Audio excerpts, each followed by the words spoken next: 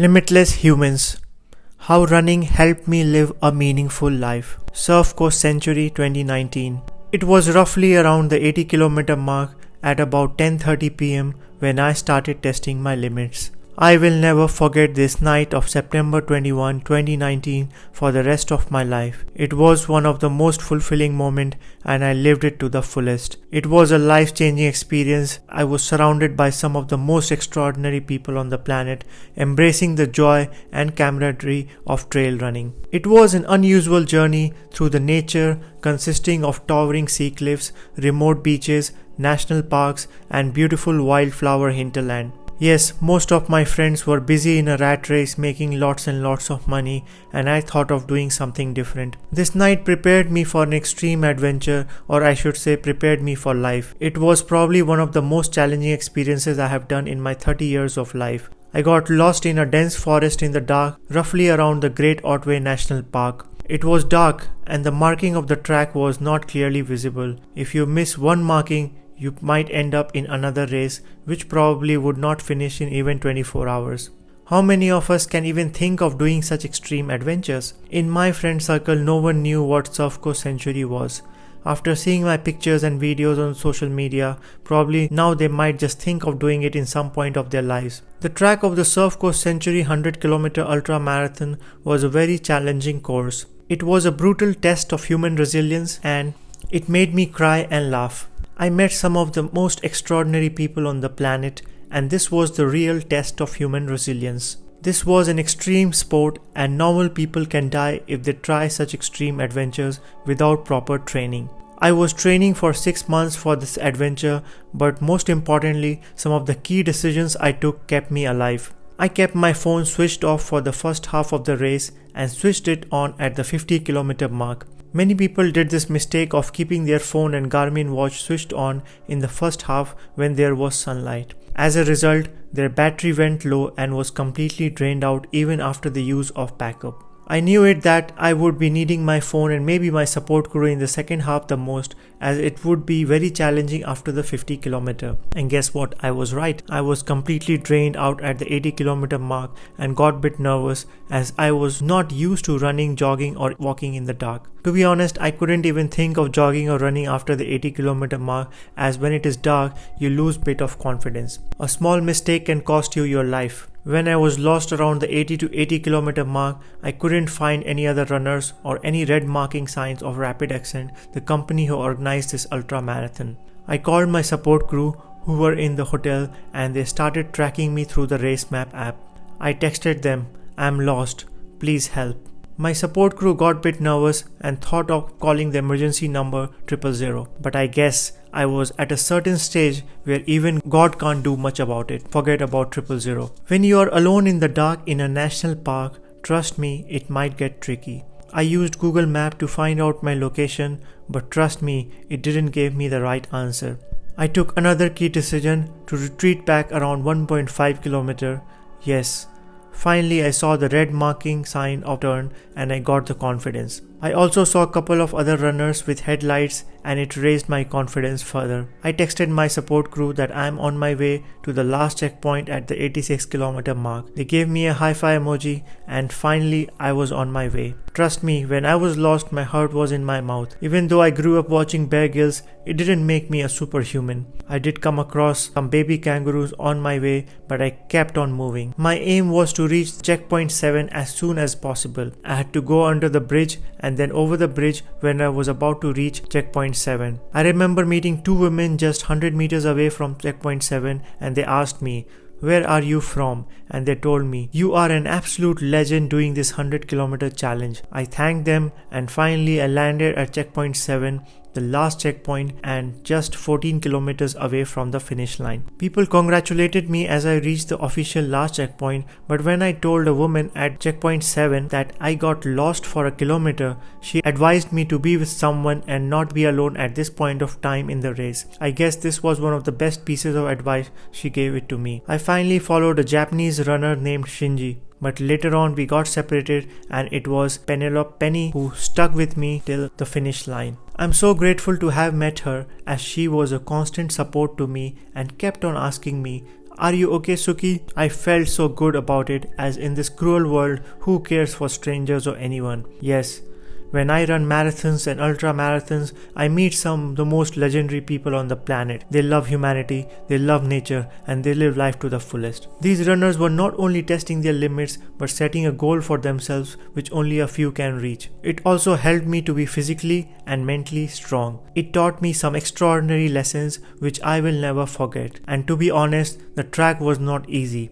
But there is a saying, if it was easy, then everyone will do it. This race is no doubt a benchmark for first-timers doing 100 km in Victoria and is setting a whole spectrum of running ability of Limitless Humans. From the speedster at the front running around 8 hours to those who have embarked on their first ultra 100 km like me, this was the real test of human endurance. The first 25 km took me along the beaches with some nice gentle running to begin proceedings. The first leg was coastal areas with some rocky terrain, and at one point there was water up to the knee. Luckily, I made a decision to take off my shoes at this point. It ended up being a good decision, as once your shoes get wet, it becomes heavier and slippery. I was comfortably able to reach the 10 km mark, checkpoint 1, in little bit more than an hour. It was really cold and windy, and I kept my Kathmandu jacket on for the entire 18 hours and 47 minutes. This was one of the key decisions I made.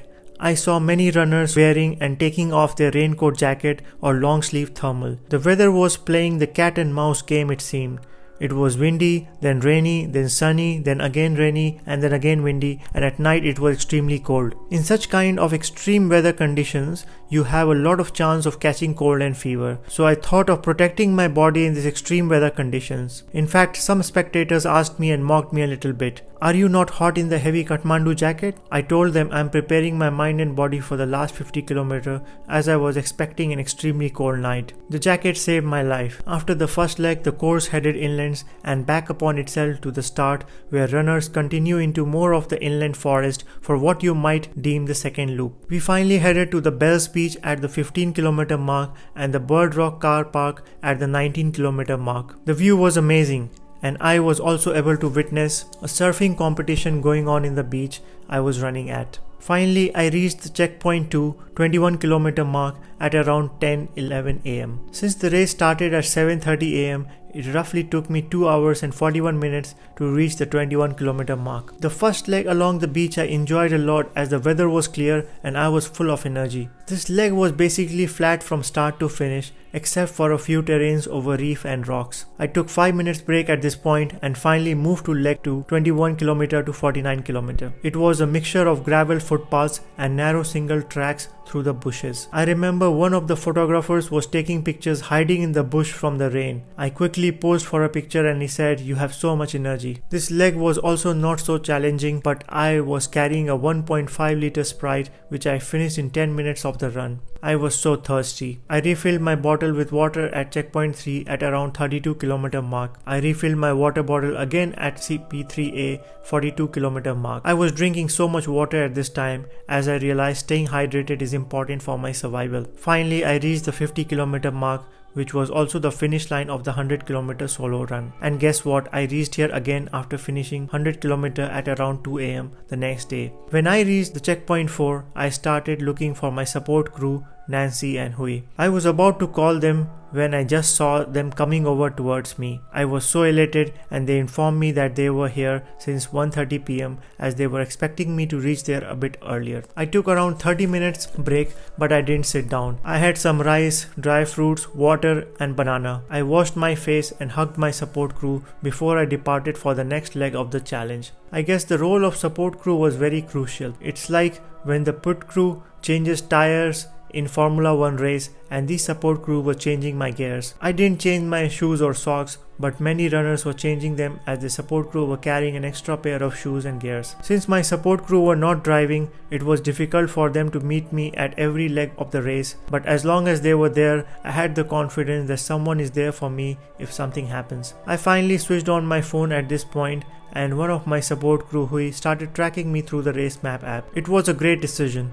as I knew very well how long the battery of my phone will last and I would be needing it most in difficult times after 80 km. I remember meeting one of the runners a day before in Anglesey, and he told my support crew to kick me hard at the 80 km mark so I don't give up. I just loved it when he said that. I guess sometimes the patient needs an awful tasting medicine so that it recovers from any kind of illness. That awful tasting medicine was the last 80 km to 100 km. The leg 3 of the race, 49 km to 77 km, were extremely challenging as it was mostly inclined. I was still jogging, running and walking at this point as I still had the confidence that I can do it.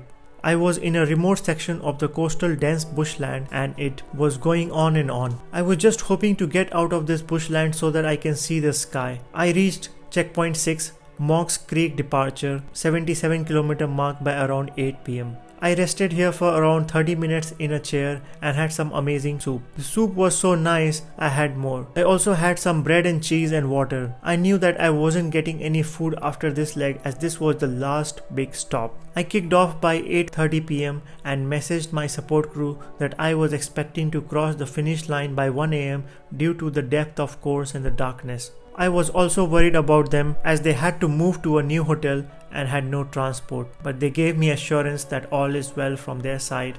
I should just focus on my race. As I moved from the 77 km mark to 80 km mark, I got a rough idea that the real exam starts now. It was the real test of human resilience. It reminded me of the documentaries of French Foreign Legion I used to watch. I grew up watching British adventurer Bear Grylls, and it reminded me of how he takes crucial decisions in such extreme adventures. The last leg consisted of an elevation of 426 meters. It was a hilly start but flat finish. I reached checkpoint 7, 86 km mark, Aries Inlet, around 11 pm. From here on there was no point of jogging or running. It was only walking along the trails. I decided to just walk for 2 hours in the company of Penny, and we passed through the lighthouse and reached the next checkpoint at 84 km mark. We kept on walking at the beach and then finally back to trail and then beach again and finally to the Point Road, Night Beach and Anglesey Main Beach. Finally we started jogging again till the finish line, which was just 200 meters away. We roughly reached around 2 am, but trust me, it was 18 hours and 47 minutes of torture. Most of my friends can't drive this much without a break. We ran, jogged and crawled. We proved, is there anything which is impossible? Is there any human which is limited? We all have the capability to change the world and make an impact. I remember giving an interview at the finish line and I said, "This is the best day of my life. I will never forget September 21, 2019. If you give me $1 million, but you can't give me this finish line feeling." I further added that most of us are going through some kind of stress and anxiety, and I guess this is the best medicine. When I told some of my friends or even strangers that I'm running 100 km, they told me, "You need to see a doctor, mate." Yes, normal people don't really run so much, but I told them, you also need to see a doctor, mate, for not running 100 km. Just imagine if all of us start running, there would be much less stress, anxiety and other mental illness. What is terrorism? It is nothing but mental illness. No one is born a terrorist, but it's the circumstances which makes one. Extreme poverty, inequality results in many kinds of mental illness, and trust me, running, exercise, meditation helps. I finally finished this challenge with an epic feeling and went to bed that night with great satisfaction. One of the photographers, Jaden, volunteered to drop me at my hotel, and I was so grateful I met him and we had some amazing conversation on the way. He told me just by taking pictures whole day of runners, he was so inspired that he decided to run a marathon or even an ultra marathon. Finally, my support crew opened the door and I gave them a hug and a high five. Yes, it was an impossible task, but I did it. Hui helped me open my jacket and gave me some dinner which they had bought for me. It was an amazing Thai green curry, chicken and rice. I loved it along with the roti. Nancy and Hui informed me how worried they were about my location when I called them at around 81 km mark. Yes, it was a challenging assignment and I celebrated by taking a hot shower and going to bed. I still couldn't believe what I just did when I was in the shower. I remember sticking a pamphlet of South Coast Century in my room, and I used to meditate for 5 minutes every day for 6 months, watching it and visualize the finish line feeling. My friends and family couldn't believe it, but trust me, no human is limited and nothing is impossible. Everyone is a born runner. It's just that you haven't tried it yet.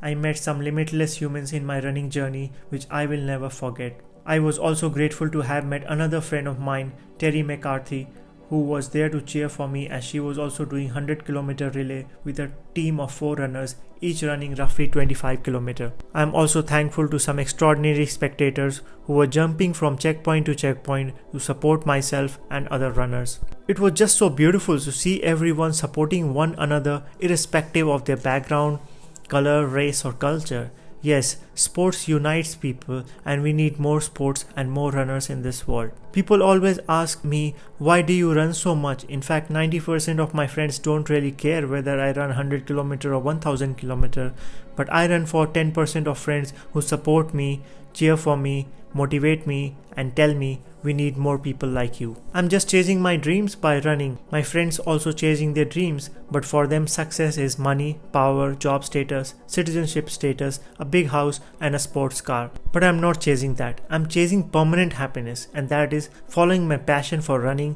my love for media, films, helping others, connecting to nature and building human connections. Most of my friends are chasing temporary happiness, and those material pleasures are not going to last forever.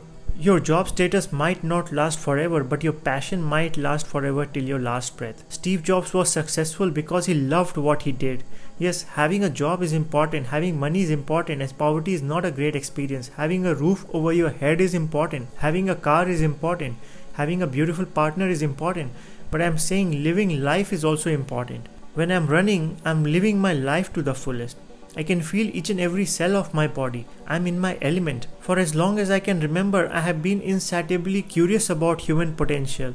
I want to know the true potential of a human being and what makes people genuinely happy. Why do some people struggle while others find a way to prosper, often despite the most challenging circumstances? I know people in some of the most difficult parts of the world who have no money, no roof, no electricity, but they just have hope. And hope is a very powerful word in English dictionary. Trust me, I just had hope that I will be able to finish this race, as I know very well many people in this world cannot do it. I was just trying to have a strong willpower and determination. I was bit nervous and bit confident, but what kept me going was I had hope and willingness to succeed. Everyone wants to be extraordinary, but what they are doing ordinary things. How can we achieve limitless things if we are not even trying hard? I remember interviewing the co-owner, director and event manager of Rapid Accent, Sam Muffet, and he said to me, the surf course century is number one thing to keep you engaged, and the tracks has lot of variety. Each leg consists of 25 km and is very different from other legs of the course. Leg 3 is the most challenging route, as it is the hilliest. The tracks till the checkpoint 6 are runnable and walkable. From checkpoint 6, runners might feel some soreness, but from there it is just getting home, as runners will get satisfaction that difficult part is done, Sam said. Sam further added, one will pass the lighthouse later on, and there is no doubt that there is so much variety on the course that it sucks you on. There are 7 checkpoints, so you don't have to carry a lot of water or food. Support crew can help you change your shirt and shoes at various checkpoints. One important advice Sam gave to runners are that checkpoints are like magnets, but you have to get going. Even if you're walking, it will eventually help you reach the finish line. There is progressive cutoff for each leg, but there is no ultimate cutoff here at the finish line.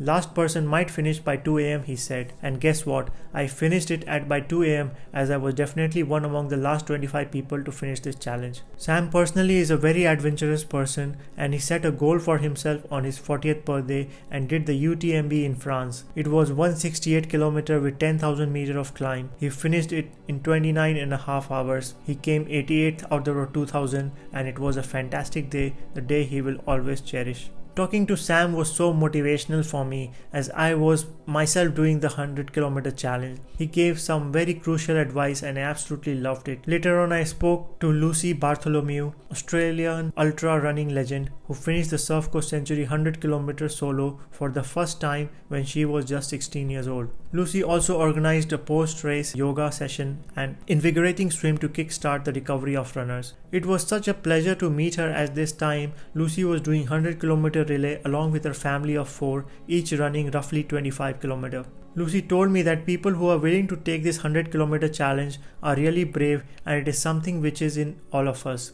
People think 100k and it is a big number and they won't drive that far, but I am super stoked to say that people are going to get a go, she said. I asked Lucy how her finish line feeling was after running 100 km at age 16 and she replied, "It was a lot of controversy when I ran at age 16 as the age limit was 18 years. When I was told that I have to run with my dad and do this special thing to start the race. The race ambassador pulled out because they didn't want to support the youth running. The finish line was an amazing feeling with my dad and I can't wait to do that again." Lucy finally wished me good luck before we were kicked off from the stage as the elite athlete Q&A was about to begin. All the three elite athlete and Ash Boston, winner of Surf Course Century 2018, 2019, and Lucy Bartholomew and Hailey Teal gave us some significant advice describing the track and what they eat at the race morning. It was one of the most fascinating Q&A I attended. The traditional owners of the land played indigenous music and Mayor of Surf Coast Shire Council Rose Hodge gave us a warm welcome. I remember she said just arriving at the start line is very courageous as millions of people won't even think of doing such extreme adventure. To reach the start line of this event is an extreme achievement and to reach the finish line is even greater, Ms. Hodge said. The same weekend, the council was also celebrating the 100-year anniversary of the Great Ocean Road construction. We welcome both competitors and supporters to the Surf Coast Sanctuary through our event grants program, she added. Most importantly, Lucy mentioned at the Q&A that there were 40% female in the event, so we need to be super proud of that fact. You have won the race by even just getting to the start line, by entering this event, having the balls to try something like this, as most people in the world would not even dare to try, Lucy said. The most important advice she gave was that first leg is full of sand and coast, so don't try too hard, but just enjoy it. Eat often, smile, and just say thank you and be grateful. It doesn't make you a better person if you win, and the results of this race doesn't define you. Make it great, she added. I absolutely loved what she said. Hearing such inspirational words of wisdom, I had to finish this race. Yes, I did finish it after nearly 18 hours and 47 minutes of torture.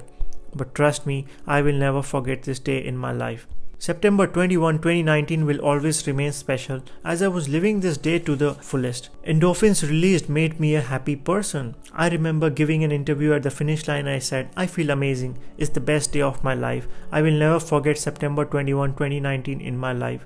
It was a very challenging event and trust me, the track was not easy. I have done 21 marathons and this was marathon number 22, but one of the most challenging things I did in my life. I did 70 km in the Himalayas and 60 km at the Great Ocean Road, but this was an extreme level. I think the guy who finished in 8 hours is God. He's not normal, trust me, no one can finish this in 8 hours. I added thinking of this nightmare route which was full of surf coast, national parks, hilly terrain and almost never ending track. I also said that just finishing this is an achievement as millions of people won't even think of doing this. I had made up my mind whether it takes 12 hours or 24, I will do it. I'm so grateful I met Penny at the last leg and she inspired me to keep going and she was a real support to me when I needed the most. I guess we all need some kind of support in our lives at some point. When asked about people doing lots of marathon, is it worth it? I said, absolutely. I'm trying to inspire people as we need to have a running culture. Trust me, all of us are going through a lot of stress and anxiety and for me it is the best medicine. The next day was recovery day and we went to get a Chinese massage at Geelong after having some amazing lunch. My legs were sore and the massager said in Mandarin to my friend, "No pain, no gain." I was yelling in pain as I was rubbing my feet, but she told me to calm down. After 30 minutes of massage, I was feeling a lot better and was able to walk for a while. Later on, as I got into Melbourne, I went for another round of massage as I was still limping. Finally, after 3 nights of proper sleep, I felt good and recovered completely from any kind of injury or soreness. I'm looking forward to the next adventure in May 2020 at Ultra Trail Australia 100 km challenge. I wish to especially thank my support crew who were constantly there to support me. To be honest, my family do not call this an achievement. For them, success is defined by my job status, how much money I have in my bank account, and whether I'm married or not. It's a typical Indian mindset and I never told them that I am doing this extreme adventure as I always love following my passion and dreams. For me, such kind of challenges helps me prepare for life. Yes, life is full of obstacles and challenges and I'm just preparing myself for life when I'm running such distances. It was a great sense of fulfillment for me and trust me, the biggest lesson I learned was not to give up. I had given up at the 80 km mark, but I kept walking the last 20 km as I knew even though you are walking, eventually you will finish it. Secondly, finding a support person in the last leg is very crucial. I was grateful I met Penny and we kept on motivating each other. I guess the last leg of any marathon is very crucial and we all need some kind of motivation and support. I generally motivate other runners and they motivate me back. It is just a norm I follow in life, which is to help others and motivate people who have given up. It actually makes your life better and your journey easier. Blackmore Sydney Marathon Festival 2019 was a warm-up for Surf Coast Century. It was my dream to run at Blackmore's Sydney Running Festival 2019 and I finished the 42 km marathon in around 4 hours and 55 minutes. About 10 minutes of improvement from last year. This was just a week before the Surf Coast Century. I was not so happy with my timing, but when I met some of the most incredible people on the planet and I interviewed some of them, I was just so grateful to be there. I came across some extraordinary people who came from across the world for this event. Over 40,000 people crossed over the spectacular Sydney Harbour Bridge and the course records were smashed. What a day and what a feeling at the finish line. I was able to interview some amazing runners and some of the happiest people in the world. There were over 1200 volunteers and the event was so well organized. This could not have happened without all of their support and dedication. I have learned some incredible lessons in my life through the marathons which no institution or family taught me. My school, university, parents, family, friends, workmates, even strangers taught me to build my CV, but running marathons taught me how to build life. The suicide rate in Australia every day is really high. I'm just trying to build lives and having a running culture by helping people overcome their stress and anxiety. Yes, the suicide rates are extraordinary in Australia and unfortunately never gets reported in the media. Yet Australians are living in one of the wealthiest countries, not in difficult parts of the world like Syria where innocent children die of chemical weapons.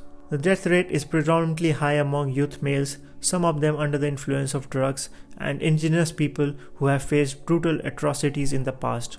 People from LGBTQI community, black Africans, disabled, often face discrimination and it is hard for them to get cleaning job in this country. There are many reasons that people commit suicide. The pressure to succeed is very high and people are going through a lot of stress due to their career, relationships and health issues. I'm just trying to create a running revolution so that I'm able to save lives. According to WHO, World Health Organization, every 40 seconds, someone in some part of the world dies by suicide, the second leading cause of death among young people aged 15 to 29 years. I'm just trying to save people's lives by raising awareness and empowering people suffering from mental illness by running. I met some extraordinary people from around the planet at the Sydney Marathon 2019 who were all running for a cause and raising awareness of issues around us to make this planet a better place. My family, university, schools taught me to be in a rat race, to make lots of money, to get a job status, to buy a big house, buy a big car, get a beautiful partner, and according to them that was being successful. But I was chasing something else. I was chasing the finish line feeling of a marathon. Yes, I have completed almost 21 marathons by now and September 2019 was my 22nd one and probably the toughest one so far and one I will never forget. Most of my friends are chasing temporary happiness and I'm chasing permanent one that is making human connections, running marathons, helping others and saving the planet. Just imagine if the whole world start thinking like that, the world will be a much better place. We need positive, courageous people in the world today. Sydney Marathon I had planned just a warm-up for the Surf Coast Century. I landed from Melbourne on September 14 around 2 p.m. in Sydney.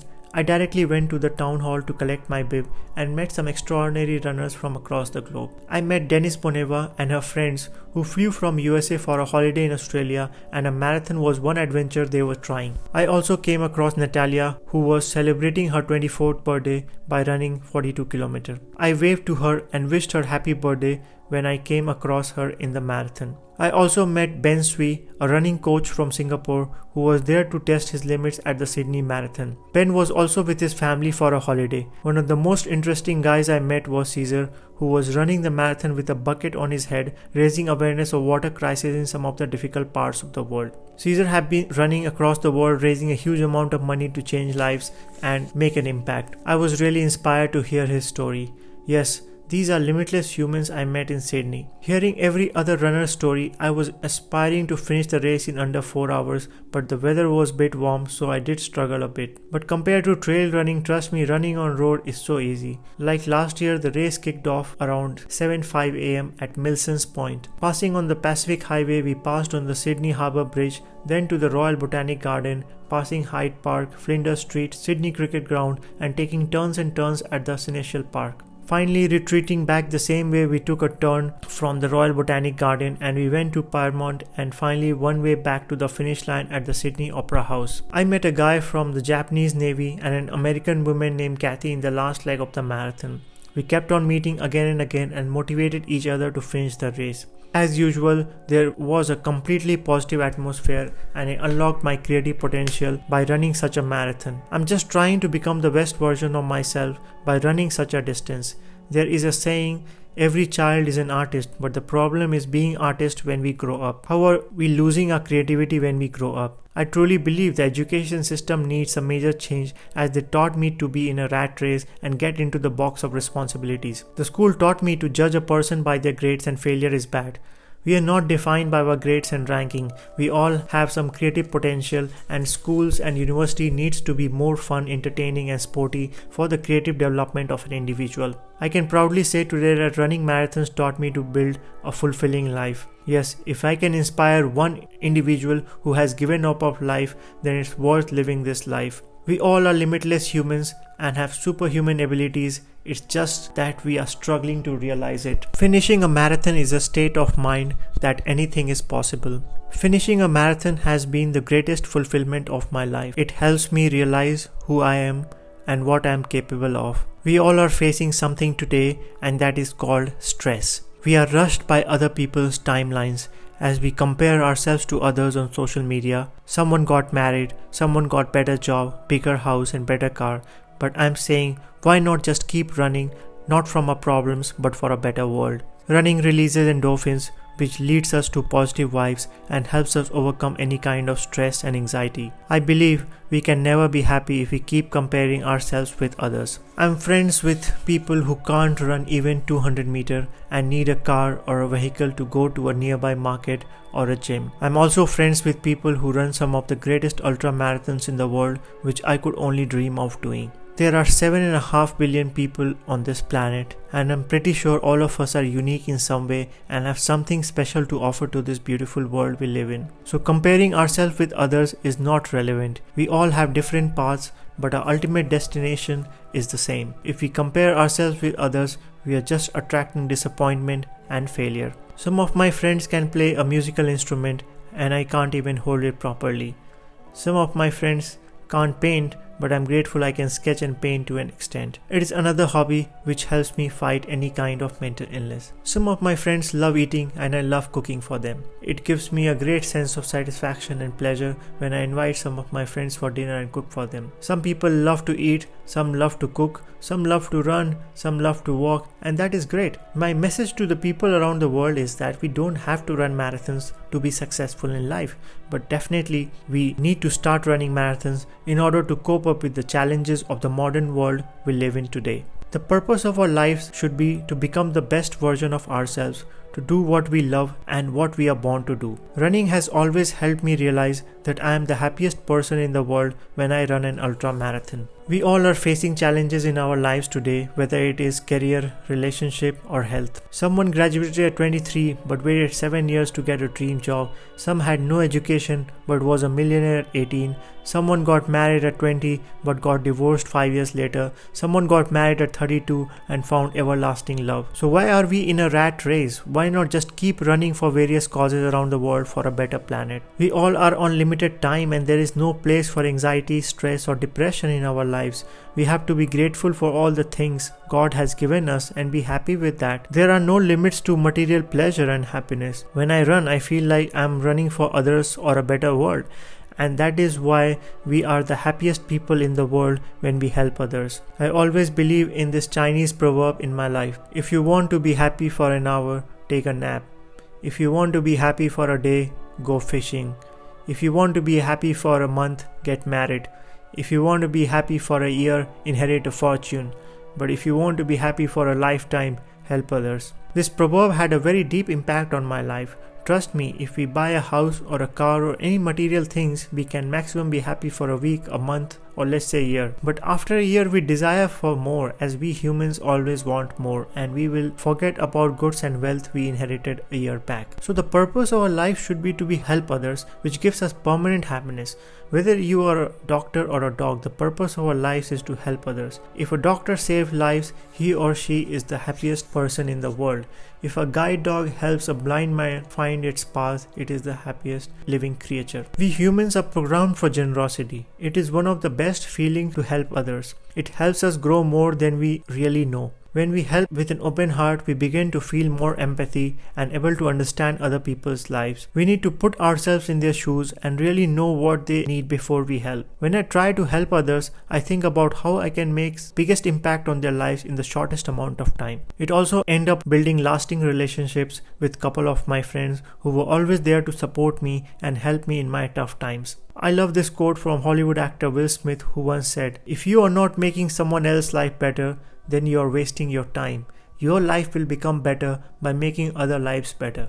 I absolutely love this quote, as we live in a selfish world today where there is an immense amount of greed to make lots and lots of money. We forget to think about people who are in desperate need. So running has taught me an important lesson, that is to help others. I have completed around 22 marathons including 4 ultra marathons, and I have been running for various causes and charities around India and Australia. Every marathon has helped me live a meaningful life. In May 2019, I ran 60-kilometer ultra marathon at the Great Ocean Road in Victoria, Australia. This was one of the best things I did to overcome difficult times in my life. It is said that the secret to happiness is not money but your relationships. If we have a strong relationship with our family, friends, partner or workmates, then we become happy people. Running also helps me build strong relationships with strangers and of course my friends and family. I just feel like I'm running away from this bad world of negativity and attracting positiveness, health and happiness. We all are having difficult times in our lives today. I'm grateful I'm healthy enough to be able to run 100 km.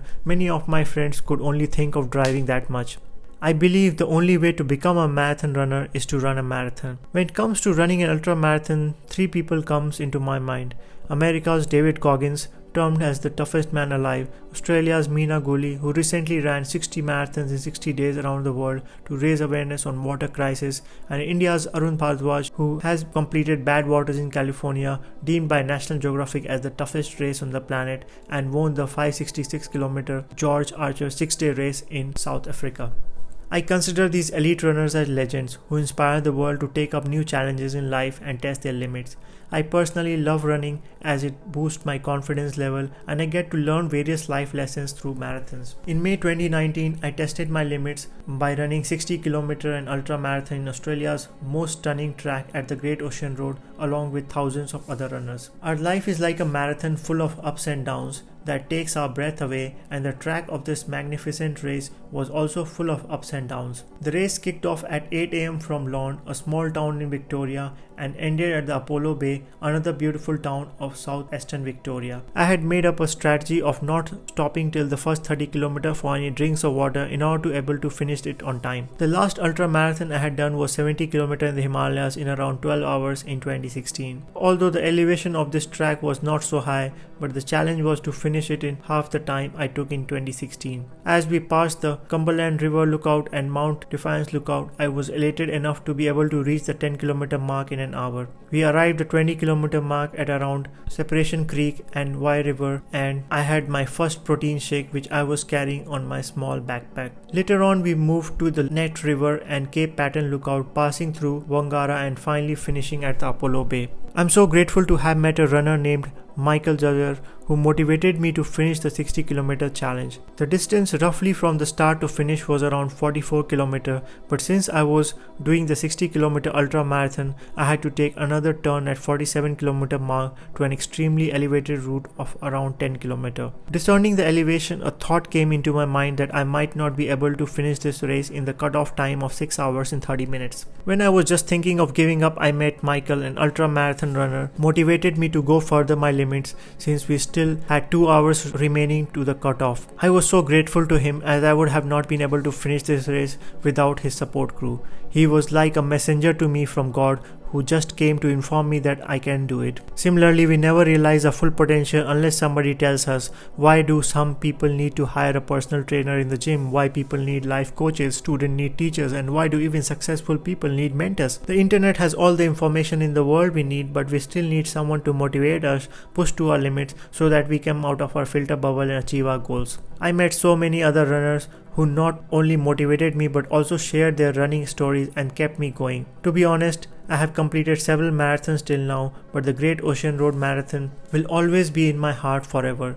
The kind of support I got from strangers, a simple high five, meant a lot to me. It is said that people will always forget what you gave them, but will never forget how you made them feel. When I crossed the finish line in exactly 6 hours and 30 minutes and 50 seconds, people at the Apollo Bay, some of them were also runners who ran full marathon, half marathon, even ultra, were cheering for me and gave me the celebrity treatment. I will never forget how supportive these strangers were to me, as if I had achieved a lot in my life. To be honest, I haven't achieved much in my life right now, but running 60 km definitely raised my confidence, and finishing this epic race made me realize that anything is possible. I dedicated this memorable run to my late mom, whom I was seeking energy from when I was in so much pain. At times, I was even chanting the Tibetan mantra Om Mani Padme Hum for energy. I strongly believe that these powers give me instant energy. Like any other race, the last 5 km to 7 km is always difficult, but to get over it, I tricked myself into thinking that I was running 70 km and not 60 km. It eventually helped me. I'm so grateful for all the support I got from other group of runners at the finish line who helped me sit in a chair and offered me some bananas and water. The biggest lesson I learned was that it embraces us for a new challenge. If it was easy, everyone will do it. What makes you special is how you prepared your mind to achieve your goal. Another lesson is that self-discipline will get you farther than motivation will ever will. Waking up early and going for a run in extreme cold weather is not easy, and not everyone can do it. But if we prepare our mind to get up early and go for a run the night before, then we probably don't need an alarm clock. And the most important lesson running long distances is 10% training plan and 90% showing up. Trust me, for most of the marathons I did was without proper training. People didn't believe me when I said that, but once I showed up on the day and meditate a night before the race, I'm able to do it. The real battle is fought above the shoulder in our heads. Running along with thousands of people automatically helps me keep going. For me, running marathons is a meditation and is one of the most enjoyable adventures. I generally motivate a stranger during the race, and that person eventually motivates me back with a simple high five, which gave me an instant energy. This is a very common strategy I use while running a marathon, but if we are competing in a race or planning to win or get a decent position, then we definitely need to train hard. I often run on the treadmill in the gym, sometimes even 20 km in order to avoid the rainy weather outside. But for running long distances, I would often recommend training outdoor and on a hilly terrain. Running long distance also makes us resilient and prepares us to cope with the challenges of the modern world. We live in a world today which is full of challenges, and mental toughness is the need of the hour. I have never seen a successful person without a difficult past. If you just Google it or search on YouTube, we would find probably hundreds of stories of people who become something from nothing. We all have faced rejections in our lives and always believe that if we get what we want, it's good, but if we don't, even better. Well, it is a positive way of seeing life, but the most important lesson I have learned while running is how to be optimistic when the world is against you and you have been rejected by the world. Whether it's your family, friends, partner, workmates, and even strangers, if you have been ever rejected by them, there is something to worry about. It is said that people can be alone are always stronger than people who always need company. Why not we start loving ourselves so much without caring about the world? Why do people commit suicide? Whether it's the indigenous people in Australia or the poor farmers in India, the suicide rate is very high because people from these communities feel that they have lost everything in life and they have no hope for their future. But I wish I could just tell them to go for a long distance run and see how they feel afterwards. Running not only empowers us but helps us fight anxiety and depression. Lots of lives could be saved in this world if we encouraged our family, friends and mates to start running. I'm not telling you to just start with 26 miles or 42 km, but one can even start with a 10 km run. Trust me, it's very addictive. Once people motivate you and praise you, you will only go farther and farther. We have to be just positive and persistent, and it is a long journey. I always believe that comfort is the thief of progress, and if we are living in comfort, then we can never progress. Our life is full of challenges. In fact, as long as we are alive, there will be challenges. The most important thing is how we cope with these challenges. I believe what Steve Jobs said, sometimes life will hit you in the head with a brick. Don't lose faith.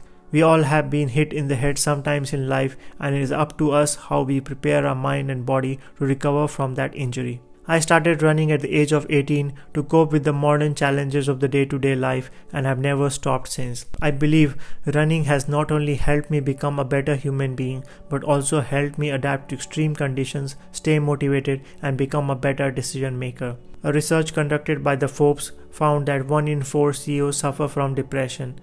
It is very true to say that extreme successes have many strings attached and it can pull a person down completely. The point I'm trying to make here is that mental health is a very big issue around the world at the moment, and it is costing a lot to the economy. So how do we cope with the modern day stress and challenges and become better leaders and decision makers?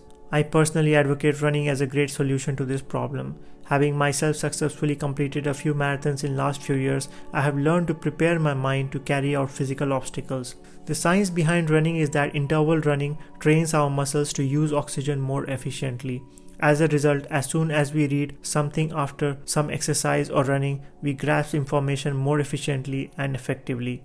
Our decision-making power also gets enhanced. My first marathon was Standard Chartered Mumbai Marathon few years back, and I finished it in 4 hours and 8 minutes. I was in pain and tired, but at the end of the day, I was glad that I did it. Later on, I started training for ultra marathons, and I successfully completed the 50-kilometer Bangalore Ultra, moving on to Shimla Ultra Marathon of the 70-kilometer in June 2016. I ran my latest marathons in Melbourne, Sydney, Gold Coast, and it's my dream to run New York and Boston one day and test my limits. Every time I run, I feel like I'm high on something. Running is meditation to me, and I'm proud to be a runner. I like running because exhausting myself is the most relaxing moment for me. Running is not only therapeutic but also an awful tasting medicine which helps me recover from anxiety. People may think I'm a lunatic for running so much, but I believe that it's imperative to chase one's passion and dreams. Every marathon I run, I also test my endurance and limits of human resilience.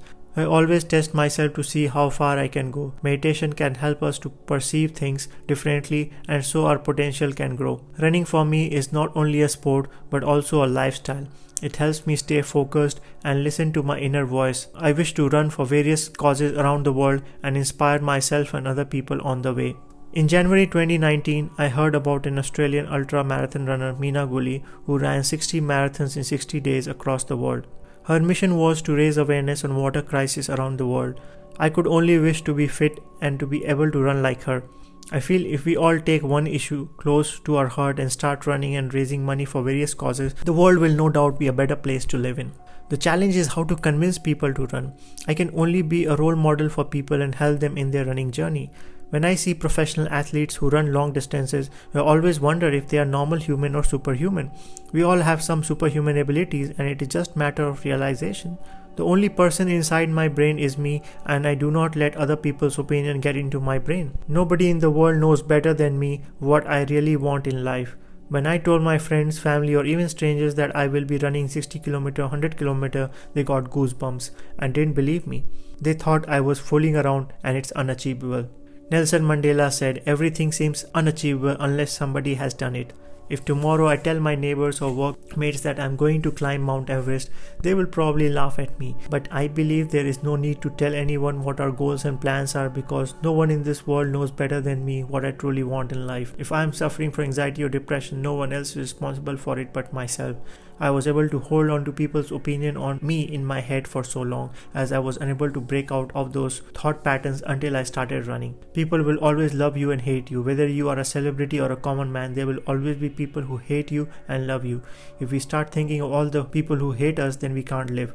When we fail, we often start giving excuses and blaming others. For example, if I was not able to finish my marathon in my desired time, I would often blame the weather for being too cold or too hot. I might blame the track for being hilly or curvy. I might blame other runners for being not supportive. I blame in my injury or my diet. I just say I ate wrong food or drink which made me feel sick. I can bring out hundreds of excuses for not being able to finish the marathon in my desired time. But admitting my failure is the best thing I can do to focus on my future runs. I recently did an improv workshop in Melbourne in which we were taught to say, I have failed, and everyone will clap over it. So admitting failure is the best thing we can do to overcome failure. Nobody likes failing or rejection, but accepting our failure is the best way to move forward towards success. So there is nothing wrong in admitting our failures. We only post pictures of our good moments on social media to attract attention, but celebrating our failure helps us move forward. In other words, rejection is just a redirection. People have been able to change the world because of rejections and failure. If Steve Jobs was not fired from his own company, he would probably have not changed the world and created something which we all use it today. I love this quote from movie Steve Jobs. The Apple co-founder Steve Wozniak, after listening to Jobs' contribution, asked Steve Jobs, "You are not an engineer, neither a designer nor an artist. What is that you actually do?" He responded by saying, "Musicians play the instrument and I play the orchestra." It means that we all have the ability to play the orchestra in our lives. God has given us some unique talents and it is up to us how we use it. We should never let other people's opinions shape our future. I have the ability to redesign my brain according to my abilities. We all have different abilities and we all are unique in some way possible. Some can run 10 km, some can run 100 km, and some can even run 1000 km. And that is completely fine. We should never compare ourselves to others on social media. We all have different timelines, but one thing we all share is death. At the end of our lives, we should be able to achieve our goals. For some people, the ultimate goal is to make a fortune. For some, the ultimate goal is to make an impact in the lives of others. I believe in making an impact in the lives of others by doing what I love and running long distances. Running also helps me become a good human being. I love running even more when strangers at the finish line support me and cheer for me. I feel like I am making this world a better place by running. While running alone helps, but if we are running with some of our mates, it's even better. We all need some kind of encouragement in our lives. Imagine people living alone their whole lives. It would be very lonely. You can have all the money in the world, but no one to have dinner with. We all are happy not just when we are surrounded with money, but with good and positive people. It is very essential to surround ourselves with positive people who would help us achieve our goals. Similarly, if we are running with someone whom we share some connection, it always enhances our performance. We always need someone to share our stories with. Asking for help or sharing our problems is not a sign of failure, but a show of strength and confidence. We all have learned some lessons from difficult times. If we haven't faced difficult times, then we would most likely never learn to work hard or embrace ourselves to the challenges of the modern world. I have been through bad times when I had less than $10 in my bank account and I felt there was need to change to improve my financial situation. The difficulties that I have faced in my life, especially after the death of my mother at the age of 12, has made me even stronger. The most negative period of my life became transformative and the greatest blessing. I realized I need to stand up and do something impactful. The 12-year-old boy in me who was weak and bullied at school didn't last for long, but the 30-year-old in me was a mentally strong person, and this was possible only because of running. If I never played any sport or got into marathons, I would never learn some significant life lessons. Running is like a meditation and a therapeutic medicine which helps me keep anxiety at bay. I always wanted to do something which impacts the world. I wish to be a voice for change and a role model for people. But since I came to Australia from India, I was failing again and again. I feel that is pretty normal. Whenever anyone asks me, why do you run so much? Is it your job? Why not be a normal human being and just get a normal job, get married, buy a house, have kids, and then wait for your turn to die? I always knew that I will never follow the crowd. I wanted the crowd to follow me, to become a leader and share my knowledge and wisdom which I have learned by running various marathons. The Great Ocean Road Marathon taught me various lessons like when someone tells you you can't, it means you can. Whenever I told anyone that I'm running 60 km, they didn't believe me. They questioned my ability to run. They asked me some weird questions. Have you even trained for it? The track is hilly. Are you sure you can do it? These doubts reminded me of Arnold Schwarzenegger, who said, ignore the naysayers. And yes, I did ignore them. Why am letting other people's opinions shape my future? If I am stuck just thinking of the criticism of other people, then I can't move forward. I realized that I can do it. So I meditated the night before the race, and it helped me complete the marathon in a record time of 6 hours and 30 minutes and 50 seconds. So the second lesson I learned was to never follow the crowd. I came to Australia in 2016 as an overseas student. Every student was in a rat race and they studied mostly IT, accounting or nursing. They thought it's a shortcut to get permanent residency, and it was easy to get a job since those subjects were on the skill list as per the Australian Immigration Department. I chose a different field. In fact, I chose a long path to success. I studied international relations, which is not in the skill list, but I enjoyed every part of it, especially the media units. The biggest lesson of my course was that global problems need global solutions. I was just thinking to myself, if I'm able to take one issue which I'm really passionate about and start raising awareness with the help of my runs, the world would be better off with minus one problem. Whether it is corruption, climate change, terrorism, poverty, inequality, slavery, trafficking, water or food crisis, I feel we all have an obligation to do something about these issues. Well, I can't change the world in a day with my runs, but I can definitely change myself for a better world, and that is what running has taught me. Another important lesson I learned while running long distances is I need to be able to share this wisdom or knowledge with the people who are suffering from anxiety and make them aware that fitness promotes health and enhances our quality of life and is an important factor in overcoming or managing these illnesses. It makes us more confident human beings. It also helps us take crucial decisions in our lives. We should also stop overthinking. It takes a strong mind to stop us from overthinking and focus our attention towards positiveness. Of course, fitness is not only a factor to improve our mental health, but it has helped me a lot. Practicing yoga and meditation is one way to help you focus on your goals and help you become a better version. I'm meditating while I'm running. We all have bad days at work, at school, but more we ruminate about that, the more we develop neural pathways of negative thinking that can lead to some form of anxiety. I develop positive thinking by doing two things in my life when I'm running. I generally chant a Tibetan mantra called Om Mani Padme Hum. It means that in dependence on the practice of a meaningful path, we all have the ability to transform our body and mind, which is impure, into a pure mind and body of Lord Buddha. While I am not a very religious person, I do get attracted towards Buddhism in my life, which talks about selfless sacrifice, generosity, and other good things to make our lives more meaningful. These Buddhist prayers are generally carved into rocks, prayer flags, and prayer wheels in India, and is a popular form of teaching Buddhism. Every time I chant these mantras, I get some kind of instant energy. I feel empowered. I would say chanting once every 100 meters of my race gives me the equivalent energy to a Red Bull or any energy drink. I generally practice this form of prayer and meditation while I'm running and almost in the last leg of my marathon. Running the last 10 km of any marathon or ultra marathon is a difficult task. It is the time when we have lost all our motivation, ran out of energy drinks, and there are only a few people left to cheer for you. At this difficult moment when I am in so much of pain, I just feel like praying, and thus the mantras work. I feel like there is an outside force which is willing to help me in every way possible to reach my goal, which is the finish line of a marathon. I try to focus on my attention and my goal with my thoughts. I always believe thoughts become things. I'm determined that no matter what happens, whether I die or crawl or crumble, walk or jog, I have to finish the race. If we have poor opinion of ourselves, or we think that we are not good enough, or shape our mind by the noise outside, then of course we cannot finish the run, whether it is a marathon or it is our life goals. My positive self-esteem has an impact on other people's lives. When I inspire people and motivate them to finish the race when they are in so much pain, I am making someone else's life better. But the good vibes are reciprocated. As a result, my life becomes better. I get energy to run further when I share my energy. Similarly, our knowledge improves by sharing our knowledge. Our happiness improves by sharing our happiness with our friends, family, and even strangers. So the biggest lesson here is to share our wealth, happiness, food, water, or even motivation with people who are in desperate need. Our running capacity also depends to a large extent on our diets and the way we think. I'm not used to smoking or drinking, but I did have a bad habit, and that was my addiction to soft drinks. I used to drink a Coke a day on average.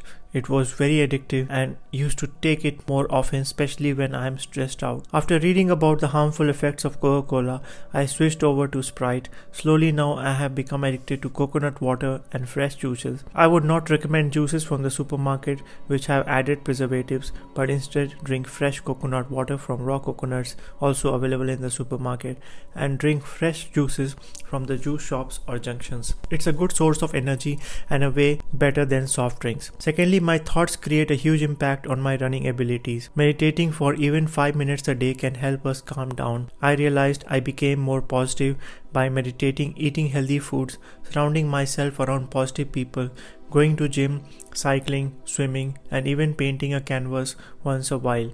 We all have a great human body and we have to fuel it with positive energy to function well. My thoughts can either destroy me or change my life for good.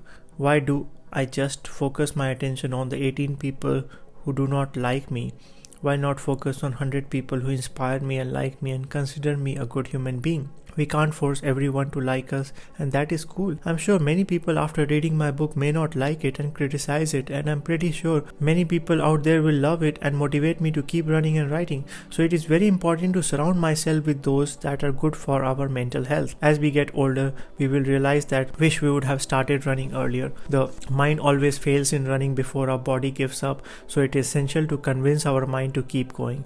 There is a beautiful quote: if people put as much effort on running instead of hating others, there would be a lot of more marathoners and the world would be a better loving place. We have to accept that there is no place for hatred in our lives. All can change our lives by attracting positive vibes by running long distances. People always see success like an iceberg. We all share our success, finish line photos, medals on the social media, but we never focus on the hard work our athletes undergo, like sleepless nights, good diet, self-discipline, 5 a.m. runs, expenses, time management, determination, tears, and disappointment. So we all need to undergo a training process which enhances our performance. One of the greatest benefits of running for me was self-awareness. Running marathons made me realize who I am, and it gave me power to listen to my inner voice. Our inner voice is very unique and it should help us stay true to our values and goals. Steve Jobs has said, "You are already naked. Somehow you already know what you truly want." If we are able to listen to our inner voice, it somehow has solutions to all the problems we are facing today.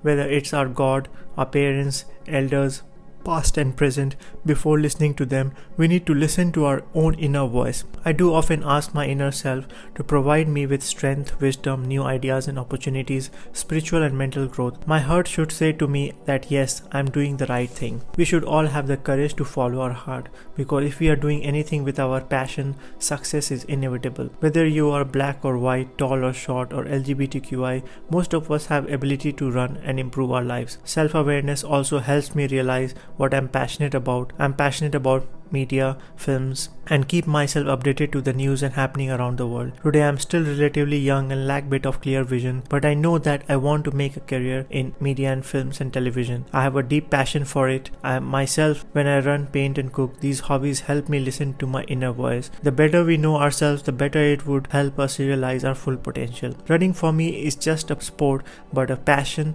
and a way to live life. When we are alive, a lifetime is curvy with ups and downs, just like the track of our marathons. When we are dead, our lifeline is straight. So running marathons help me realize that I'm still alive and there is a reason why I'm alive. We all have come up against a brick wall in our lives. You know those times when you are struggling to find enough physical energy to move forward in running or in life. Mentally, we just have to refuse to give up and finish the race. Running hurts me, but it's one of the best feelings you can have at the finish line. How does one feel after climbing Mount Everest? Those feelings can't be described in words. After having sleepless nights, struggling days, without proper food and water, and breathing less oxygen, when you reach the highest peak in the world, it's a great feeling.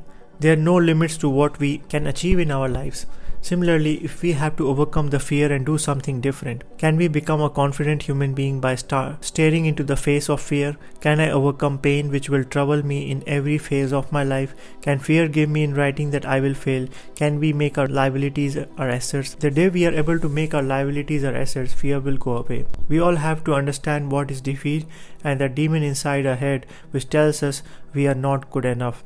Whenever I say my big dreams to people around, they laugh at me, which I feel is pretty normal, but there are also people around me who believe in my dreams. When I run long distances, I'm totally out of my comfort zone. The pain in my body orders me to give up at a certain stages of a run, but what keeps me going is my self-awareness and visualization. I always try to conquer the run in my head and visualize the finish line. I could only see people congratulating me and I feel like it's my day. While defeating failure is not an easy task, running helps me always keep chasing for more. When I first ran 10k, I always wanted to run half marathon. When I finished half marathon, I decided to run a full marathon, 42.195 km. When I finished the full marathon, I started thinking of ultra marathons. When I ran 50 km, 60 km and 70 km and finally 100 km. Now I'm planning to run 200 miles ultra marathon in Western Australia called Dahlias West in some point of my life. So there is always something which helps me keep chasing my goal. I'm always coming up with new goals. If I'm able to run 200 miles, then probably I will think of doing 7 marathons in 7 days in 7 states challenge, then Ironman triathlon or cross country run. So there is always something to chase, and I will never reach my goal easily in life. We have to stay hungry and keep chasing our dreams like long distance running. We have to keep chasing success, but having a strong mind is also important. When someone asks me, why do you run so much? Are you crazy? I say to them, I'm preparing myself for life. As motivational speaker Jay Shetty says, as long as we are alive, life will crush you, squeeze you, crumble you, but we should never lose our spark, our values within us. A dollar will always have the same value no matter if we make it dirty or crush it or squeeze it.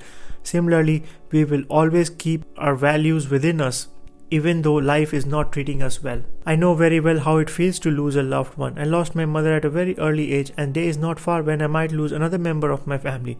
We all have to die one day, but we all want to live a meaningful life. We live in a world today when we might not just lose a loved one but get fired from a job, suffer from some serious health issues like cancer. Some disease can happen to anyone, and if we are healthy, we have to be grateful for it. Life is always hit us with a brick. The question is, are we prepared to catch that brick? I keep my body and mind strong, so when I wake up with bad news, I'm mentally strong to overcome any challenges of life. Life is a gift and we should all embrace it and not take it for granted. We all get to live once, so why not take care of our body and mind?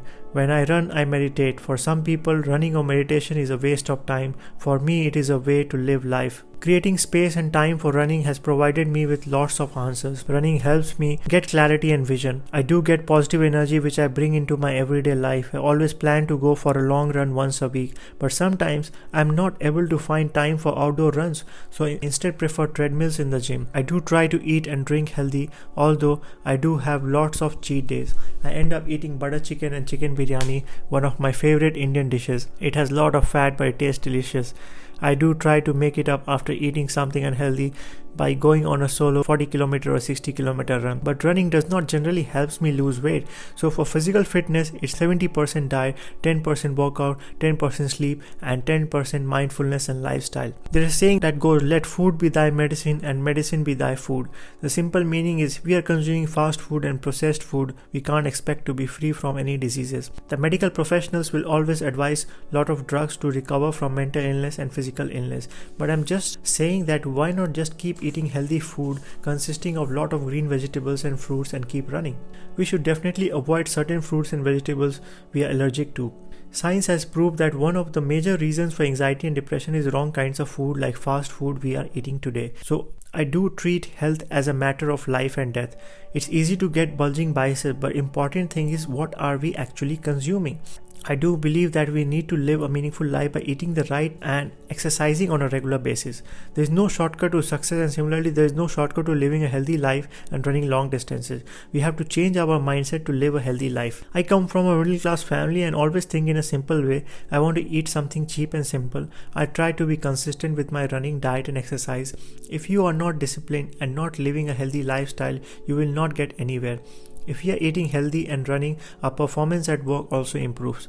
I often meet people in the gym with six-pack and ripped muscles, but they can't even run 5 km. It surprises me. They are shocked when I tell them my running story. I'm saying, if world leaders have time to meditate, practice yoga and go for a run, so do we. I know world leaders around the world who get up at 4 a.m. or 5 a.m. do their workouts or yoga and read newspapers in various languages and finish their workout before breakfast. Just like I'm always hungry for getting my dream job, I'm also hungry to help others, do something for humanity. Running teaches me that I have big responsibility on my shoulders. I have the ability to save a lot of lives of people who are suffering from anxiety. I often find people when I hit the gym with strong muscles, but are they healthy or fit? Are they mentally strong? Are they ready for a challenge in their lives? Are they consuming supplements to boost their muscles? Are they consuming processed food and junk foods which has harmful chemicals leading to mental health issues? We have to accept that we need to be healthy and not just fit. Having a six-pack does not necessarily make us us healthy, but running 100 kilometers does help us become healthy. I believe if we have some potential or talent to inspire others, why not use it to change lives? My goal is to improve my timings of runs and qualify for Boston and New York Marathon someday and finish it under 3 hours or 2 hours in 30 minutes. We all should stay hungry and always aim to improve our timings in marathons. Running at Great Ocean Road Festival, described as Australia's most stunning race event, also taught me some meaningful lessons. I was running along with 8,200 other runners who completed various categories of race. I smiled and was grateful to be able to enjoy one of the most magnificent view. I realized that my peace is more important than thoughts driving me crazy, trying to understand why something happened the way it did. I forgot all my problems and just focused on my run with other great runners. I realized that nobody can sidetrack me when I'm trying to reach my goal. I felt like I was sitting in the driver's seat, learning how to climb over unexpected humps that came along my way. I realized that I have to stay resilient in this journey for 6.5 hours, and every mistake I make is an opportunity to make better informed decision.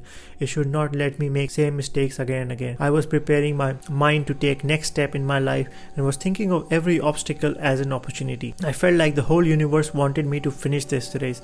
Always looking for an opportunity to have a conversation with a runner, and eventually helped me cover some miles with ease. I was thriving and finding success through feeling energetic and excited when I was challenged. I had made up my mind to run with my full potential. I was not running because I had to post pictures of mine on social media. I was running because it made me feel good, and so I realized that trying to appease everyone, fearing change, living in the past and overthinking will not lead me anywhere. The world already has enough critics, so why not be an encourager? I started encouraging every other runner around me, and I wanted them to finish their race as much as I want that for myself. Another important lesson was to let our legs do the running and our mind do the pacing, our heart do the pushing. If we are doing anything from our heart, whether it is our job or any sport or hobby, we can do great work or create great things. I always run from my heart and mind more than from my legs. Another lesson was to give back to the community. Hundreds of people supported me in my race. I'm so grateful for that. I always love helping people. It gives me an epic satisfaction. Sometimes I might not be in a position to help others, but I do have a couple of friends who are always there for me when I'm in trouble. My father didn't support me in my runs at first, but later on he started encouraging me to run more. I guess I come from a poor village in India where people even don't know what a marathon is. Well, running marathon is not my career, but a hobby which helps me live a meaningful life. I never blame my parents, as they always want the best for me. I believe if they have left me with their problems, those problems are mine now, and I have to find a suitable solution. My father always used to put pressure on me to succeed. He, being a cardiologist, his relatives and colleagues expected me to be also a doctor, but I always believe that doctors and engineers are not the only successful people in the world. We should have the courage to follow our heart and do what we are born to do. I could be a world-class runner, painter, journalist and writer. We all are creative in some way, and we just need to find our paths and keep running towards our goals. I do get a lot of confidence when I run. I realize that our mind is a muscle and we need to train it every day so that we can become smart. There is no doubt that our thoughts create things, and in order to stay positive, I practice meditation. If my thoughts are bringing positive vibes, it will reflect in my actions as well. I try to surround myself with positive people, and I always follow gratitude. I'm always grateful for all the opportunities I got to run. I'm grateful I studied in one of the best schools, got an opportunity to study abroad, and my mother always taught me whether you can achieve anything in life or not, become a good human being. Do something for the planet. I wish to spread love and kindness through my runs. There is no place for hatred or jealousy in our lives. It is damaging for our mental health. I'm grateful I was raised up being a good role model of how people should treat one another. It's my dream to run 100 marathons in my lifetime and set these good examples and send messages to the world. Crossing the finish line have been the most fulfilling moment for me. No matter how many times I have done it, it makes me feel incredibly great. Running has made me realize that there's nothing wrong in being yourself. We all have some defects. Nobody is perfect, and the world will love you for who you are. We don't have to change ourselves too much to fit to the expectations of the society. We all just need to become the master of our skills and keep doing what we love. I also get some spiritual learning while I'm running. One of the lessons I learned is that as we go, we have the ability to give back more. If you see an ocean or someone is drowning, you need to help them. But if you are not trained swimmer and you made a decision to save the life yourself, probably you get drowned as well. So when I'm not able to help, I will seek for a lifeguard to save life of the person who is drowning. Similarly, in my life, if I cannot save someone else's life, then I would not spend time with the people who will bring me down. I have to find someone who can save that particular person. And I have realized that I cannot change the life or improve the life of every dead soul, but if I'm able to inspire even one, it's worth living. We all have the ability to change our lives, but we just need to understand the importance of our dream. What is our priority to reach greatness? Is making millions of dollars a priority, or is it serving humanity? For some, greatness would be running an ultra marathon. For some, greatness would be climbing mountains. For some, greatness would be the work we do as nurse, doctor, lawyer, or journalist. But are we able to move mountains every day in our work? I was one student who never had a clear vision, and I studied international relations. You could be a diplomat studying that, or also an author, journalist, entrepreneur. I have seen people becoming an actor after studying international relations. So we have to see the possibility of greatness before we dream it. Having a clear vision is very important, and I got the vision by running various marathons. Secondly, I always visualize and think, what if I was the greatest actor in the world or an athlete? How would I react to that situation? So it all starts with thinking like the world's greatest mind, training like the world's greatest mind, and helping others and becoming a philanthropist. Running taught me to never give up. Running has taught me various life lessons. Every marathon, half marathon, ultra marathon I ran taught me an important lesson. To be honest, there are no rules of running. You can run in the coldest place and even in the rain and at 40 degrees Celsius. There are no limits to how many miles we can run, but we all have different capabilities, and there is nothing wrong in that. As long as we are running and filling our life with such adventures, we will be happy, as running releases endorphins and it could be a game changer. My 11 rules for running. In running, don't compare yourself to other runners. Often in marathons, I have met some elite runners who can finish a 42-kilometer run in under 3 hours, which is a pretty good timing for a marathon. The winner of the Sydney Marathon, which I ran in 2018, finished it in under 2 hours and 15 minutes. While it took nearly 5 hours to finish the race, there were also other runners who took even longer than me. So running is a sport not to be compared with other runners and participants. Similarly, in life I follow my own timelines, and comparing myself with my social media friends would not lead me anywhere.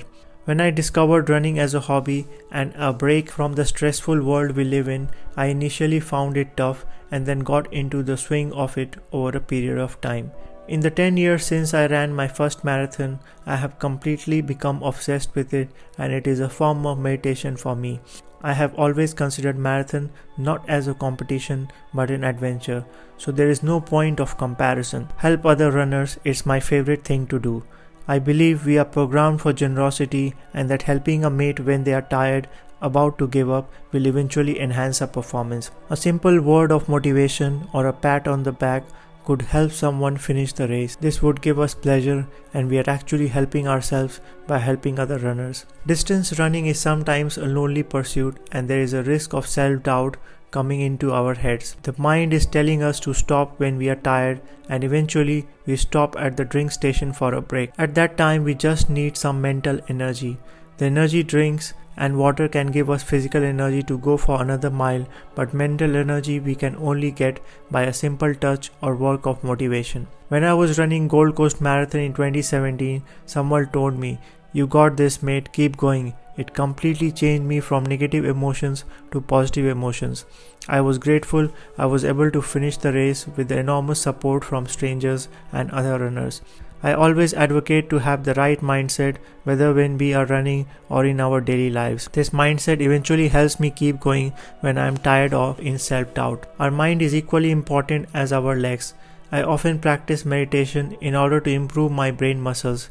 Like we go to gym to build our muscles, our mind needs rest and proper sleep. If our mind gets tired in a marathon, it could be only refueled by motivation from strangers, other runners, family, and friends. Similarly, when we are mentally sick, we need love, compassion, motivation from loved ones, and sometimes even from strangers. Tab here to power up. A simple high five or a smile or a creative poster with motivational quotes could give some energy to our brain and help us reach our goal. Positive mantras really work well for me.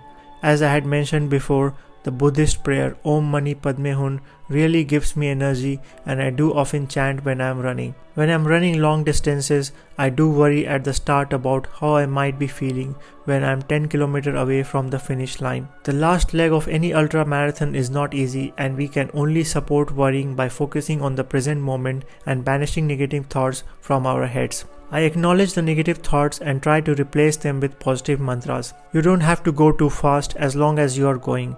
When I'm running ultra marathons, I do not worry about the time so much as long as I am able to finish the race. Although we may need to care about the time if there is a cutoff and we are expected to finish the race within a desired time.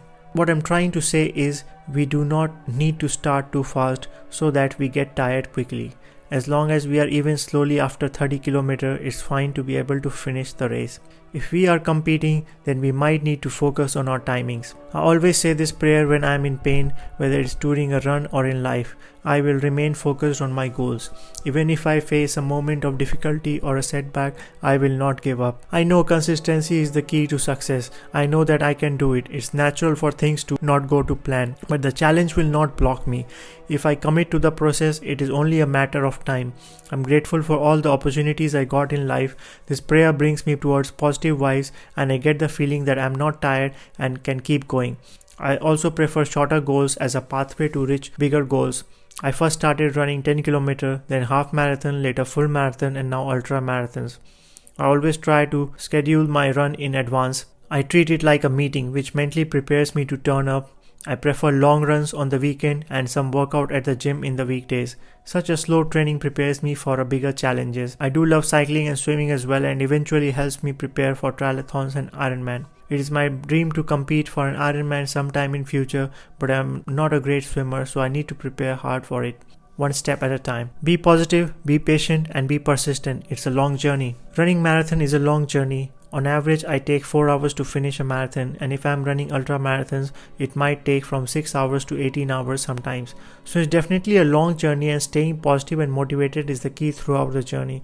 A lot of negative thinking comes into my mind when I'm close to the finish line, but being persistent and continually working toward my goal is very significant. Basically, we have to work hard in silence and let our achievements be the noise at the finish line. I'm the happiest person in the world when I reach the finish line. People have often given me negative vibes, but I trust myself. Every single person, including my family members, do not believe it. But for me, running 50 km is now like a walk in the park. But I'm now training for some serious challenges which would help me become mentally strong and of course a good human being. I always believe that because we only get to live once, pursuing our passion is very important. Running is passion and a hobby for me, and even if I'm able to run long distances once a week, I would be able to refuel myself for the rest of the week. Just like we put fuel in the car to be able to function properly for a week, similarly I go out to run in nature once a week to refuel my body. It helps me become more patient and compassionate. In August 2019, I ran 50 km and 53 km in the last 2 days, and in Melbourne, I ran for nearly 7 to 8 hours near the Brighton beach. A few days after, I ran 60 km by myself. It was very much tiring, but I could easily sense a feeling of dissatisfaction. I felt that I was alive and that there is a reason why I'm alive. I often run to lose my mind and find my soul. Yes, we live in a hectic world today where we often lose our soul. We forget our capabilities and achievements, and fear of failure makes us suffer from stress and anxiety. We never share our failure on social media, but we love sharing our new job status, achievement, citizenship status, marriage, or purchase of a house or a car. But we forget to share our failures and the days we are feeling low. I've rarely seen a very successful person, maybe a celebrity, actor, politician, or CEO, without a difficult past.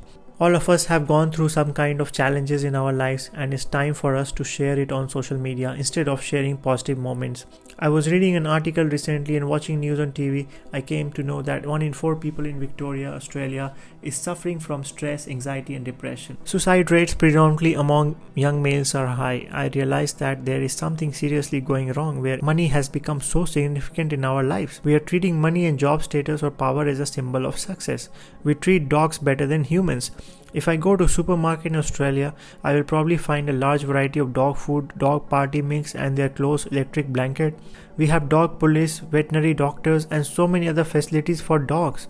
There is nothing wrong in caring about dogs and treating them nicely, but have we lost humanity and stopped caring about the person sitting next to us in the train who might be suffering from mental illness? In silence, there are so many people in Australia suffering from mental illness and pressure to succeed is very high.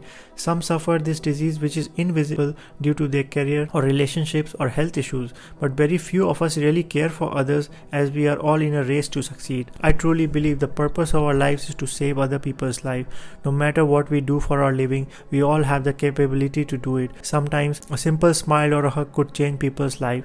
Staying positive and consistent when the whole world is falling apart is very important. We all have been hit in the head by a brick in our lives, and the hardest paths have also been ability to make us strongest. Often we go to gym for a month with a mission to have a body like Arnold Schwarzenegger, but give up after some time. We forget how much focus, dedication and discipline is needed to achieve that dream. Everyone has a dream, but very few have the courage to follow them. Running long distances have taught me that it's not about how fast we run, but how long we stick with it. So it is a long journey, and remaining focused is very important. Often we lose our focus or decide to give up on our dreams after several rejections and failure. I just remember the shark experiment whenever I am dealing with any kind of failure or rejection. I have been rejected several times when I have applied in universities to study or even for jobs. We all have faced rejections, but we all can remember this shark experiment. It could have a deep impact in our lives. During an experiment, a shark was placed in a large tank by a marine biologist, and small bait of fishes was released on the other side of the tank. As expected, the shark jumped on the fishes and ate them as quickly as possible. As it was easily available, it was an easy job for the shark. But as soon as fiberglass was placed in between the tank in order to divide two sections, the shark was not able to eat the new bait of fishes. The shark kept on slamming the glass and bounced back. It kept on repeating this for a while with no success, while fishes kept on swimming on the other end of the tank unharmed. This experiment was repeated several dozen times over the few weeks, and later on the shark became less aggressive and eventually stopped trying altogether.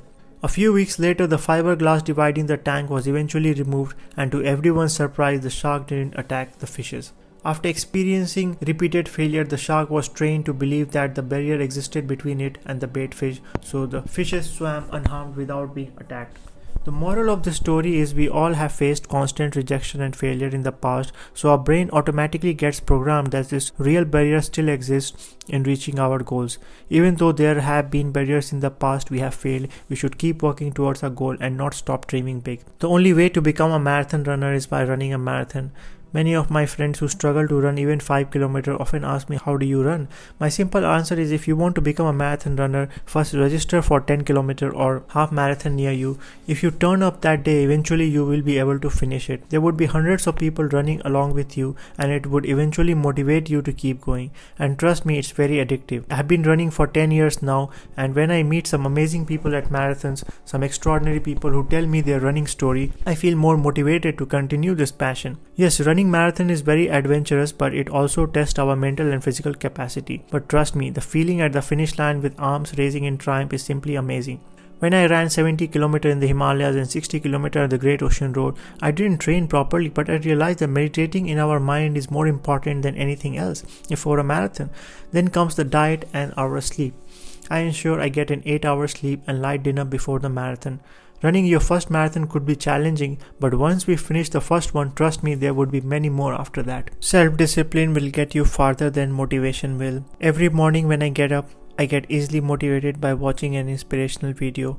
But I realize that self-discipline is more important than motivation. The day I get up late, I feel lazy, while the day when I wake up early, I'm full of energy. So preparing my mind to get up early is the biggest battle I go through every day. Suggesting to my mind not to eat junk food, even though I'm surrounded with junk food, is the biggest battle. When I'm running, I do give a lot of pain to my mind and body, and my friends and family often wonder why I'm doing this, why I'm giving myself so much pain when I can have an easy life.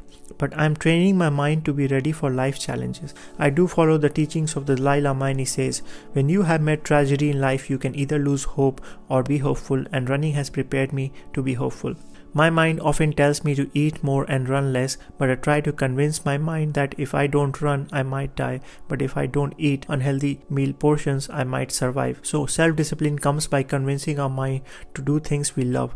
We all make New Year resolutions to eat healthy, go to gym, read books or learn more, but how many of us have been successful in keeping those promises? To be honest, I have never been, but I do prepare my mind to run more every year. Also, the biggest lesson that running taught me is to be calm when the whole world is against you. When I came to Australia, I got some great opportunities to work in Coles Supermarket, Monash University and even at the Australian Broadcasting Corporation. But I also ended up flipping burgers and chicken for less than minimum wage and was often subject to abuse and racism. That time I wanted to take revenge and approached authorities for help. But to be honest, after nothing much happened, I kept thinking about the bad experiences again and again, which eventually harmed me the most. A thought became things and I was more suffering from stress and anxiety due to those negative things in my mind. So I asked myself, when people abuse me and call me a loser, am I able to maintain my cool? People in our lives, whether at work or school, often lose control or abuse us and distract us from our vision. But if we keep thinking about that over and over again, we can't move forward. It has always happened with me, but running has taken me towards positivity, and I believe every challenge is an opportunity. Self-discipline has also taught me to make the right choices in life. Running a marathon boosts my mood and increases my productivity and also helps me to make the right choices in life. If people put as much effort into running as they do into hating others, there would be a lot more marathoners. I live in a world today where people love me and also hate me. I know very well that no matter how great a human being or successful person I will become, there would be someone who will not like me, or that is fine. I can't force anyone to love me or like me and always prefer to be myself. So the most important thing is to be myself. My family never supported me completely in my running journey. They wanted me to have a decent job, get married and have a bunch of kids and then probably buy a house and car and wait for my retirement. But that was their dream. My dream was to make an impact on this world before I die. I realized I have the skill of running and I can inspire people to run marathons and become more positive. Running gives me great confidence and makes me realize that anything is possible. I have often come across people who think I am not following the norm by running so much. I have also come across people at university, school and at work who never liked me and tried to bully me or make me feel low. But I realized if I am putting so much effort into hating them, I am harming myself. There is no doubt that where my attention goes, it grows. If I got fired from a job or I lost someone in my family, I cannot move forward if I am thinking about it again and again. We all have been in relationships. Some are good, some are bad. But if I ever had a bad experience with a person, it takes me a while to forgive the person and move forward. The sooner I forget the incident, the better it is for my mental growth. I know very well I have greater vision in life. I do not want any hater, toxic people to make me lose my calm or focus. I try to instead focus on my goals, my physical fitness, diet and health, which would help me grow and accomplish my goals. I want to put my entire focus on my running, and it would eventually help me forget all the negative energy, hatred, jealousy, revenge inside me. If I can focus on other people to start running marathons, I would not only be able to save lives of people suffering from stress and anxiety, but also there would be more marathon runners. Running has also taught me that it is not just about hating others, but our purpose is to serve, give respect to others and give back to the world. The former President of the United States, John F. Kennedy, once said, "Ask not what your country can do for you, ask what you can do for the country." I clearly resonate with this line, as I believe there is no point of my education if I am not able to make an impact and save lives and contribute to this fast changing world. I consider myself to be privileged enough to be able to study in a reputed university in Australia. I study international relations with some core units of media and communications. I have great enthusiasm for media, film and journalism, as I believe they have power to shift culture and form public opinion. I wish to use my education in giving back to the underprivileged world. I'm very well aware some people live in very difficult parts of the world without proper education, food, water or housing, and trust me, poverty is not a very good experience. People suffer from various kinds of mental illness due to extreme poverty, and I'm grateful my situation is a lot better than theirs. I realized I have everything to be grateful for, but sometimes when my attention goes towards negative stories, I do suffer from fear and stress. Due to my background in journalism, I love watching news on TV, but sometimes when I come across some disturbing news on Facebook or on TV, it really upsets me and makes me feel low for a few days. I'm pretty sure journalists across the world, some of the very difficult stories they cover related to crime and drugs, and it would impact their mental health. At the same time, interviewing some of the world's most extraordinary people and famous people is also a rewarding job. But I have recently tried to consume less media content, as sometimes it might consume us and we might become more fearful and anxious. Media has the ability to form public opinion, and today I still love media, but I consume its content in a limited manner.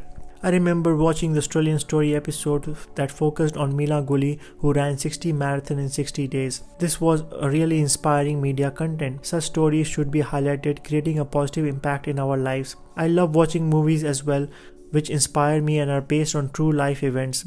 The more I consume positive content, the more I attract positive people in my life. I'm a big fan of British adventurer Bear Grylls. I love watching his shows Man vs. Wild on the Discovery Channel, which is one of the most watched shows on the planet. I recently watched the episode in which he interviewed former US President Barack Obama and Prime Minister of India Narendra Modi in nature around wildlife and natural habitats. Such media content keeps my adrenaline running and motivates me to run often. Whenever I run marathons, I come across some extraordinary people who are leaders in their fields. I like running in nature, as some of the runs I did in the past were in the forest. I recently did a half marathon in Victoria, Australia called the Forest Trail Run. According to English dictionary, trail means a beaten path through the countryside, and if the word running is added to it, it becomes an adventurous sporting activity which combines running and hiking on steep gradients and unpaved surface. I wasn't much aware of trail running until I experienced one. I was fortunate enough to experience 100% pure trail running at the Run Forest Race, held at a village situated on the banks of the Barwon River and located roughly an hour driven from regional city of Geelong and nearly 2 hours drive from Melbourne. I'm so grateful to my two new housemates, Katrina and Simon, who informed me about this adventure, and we decided to do 21-kilometer half marathon challenge. The race kicked off at 10 a.m., which gave us plenty of time to drive from Melbourne to the starting point where we collected our bibs. It was a cold Sunday morning, and I realized that the temperature was even lower than expected by seeing a kilometer-long queue to take a leak at the few temporary portable toilets set up for the event. While Simon and I decided to relieve ourselves in the bushes as we couldn't wait for that long, Kat patiently waited in the queue, and finally her turn came very closely to the starting time of the race. In fact, the organizers of the race delayed the start for another 10 minutes, observing the queue of people waiting to relieve themselves. We started the trail run following the Barwon River along the famous red carpet to Lake Elizabeth around 10 am. It was one of the most magnificent experiences of my life. I felt like I was inside a video game or a movie like Jumanji, surrounded by ferns on a covered single track and fast downhill corners, giving us the feeling of a roller coaster ride. We hiked and jogged through the beautiful ferns surrounding past and the majestic Lake Elizabeth and experienced several camber turn and fast downhill with great sense of energy. Trails reminded me of the roller coaster marathon I did in Dandenong 2 years ago. Although it was a much easier compared to it, there were 3 water stations along the route, one at the 5.5 kilometer mark, the next at 8 kilometer, and the final one at 16 kilometer. I was so glad to see some amazing volunteers at these water stations who were also there to ensure the safety of all the runners. While trail running sounds very adventurous, it could also turn out to be deadly if the weather is not that great. At around halfway mark, I saw a giant tree completely uprooted and blocking the trail, perhaps due to heavy wind or rain last night. I was grateful the weather was very pleasant while we were running and a bit sunny as we progressed throughout the day. We were roughly able to finish the race in under 3 hours. Among the 3 of us, Simon was the first to finish the 21-kilometer challenge in around 2 hours and 25 minutes, followed by me and Kat. Along the way, I met some amazing other runners who also ran the Great Ocean Road Marathon with me in May 2019 and joined for the Surf Coast Century later in September 2019. Alan, another runner I met during this trail, informed me that he really liked my blog on running 60-kilometer ultramarathon at the Great Ocean Road. I definitely felt honored, and this kept me motivated to keep running and keep writing. While I have completed roughly 20 marathons now, every marathon is a lesson, not just to be fit and healthy, but it teaches me how to live a meaningful life. Often after every run, I do a simple mistake of eating a lot, as I generally fast before the run. It works for me, and I do not recommend this for the runners, as all of us have different food habits. This time I have decided not to eat too much but have something light just after the race. Luckily, a soup festival coincided with the event and was located at the Forest Football Oval. The Otway Soup Festival featured some homemade soups, pickles, home brews, beers and wines, food, books, art, clothes and a fresh market stall. In fact, in the name of soup, there was almost everything available for sale.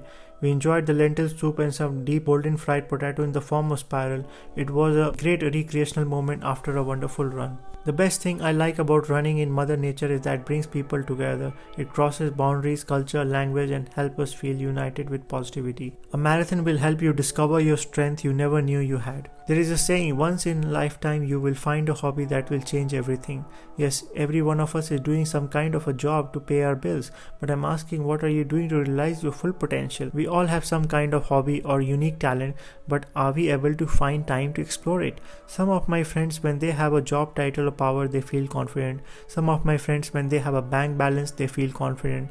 Some, when they go to gym and build muscles, they get confidence. Some, when they sleep or do yoga, they get confidence. Some, when they eat the food of their choice or spend time with their loved ones, they feel energetic and elated. I get confidence when I run ultra marathons.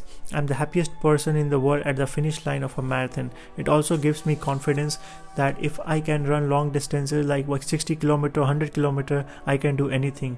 Everything seems unachievable unless somebody has done it. I believe pain makes us stronger, fear makes us braver, and failure makes us better. Running marathons is an important part of my life. It can teach us how to live a purposeful life. Life is full of challenges and obstacles, and running a marathon prepares us to overcome the challenges of our lives, whether it is our career, relationships, or health.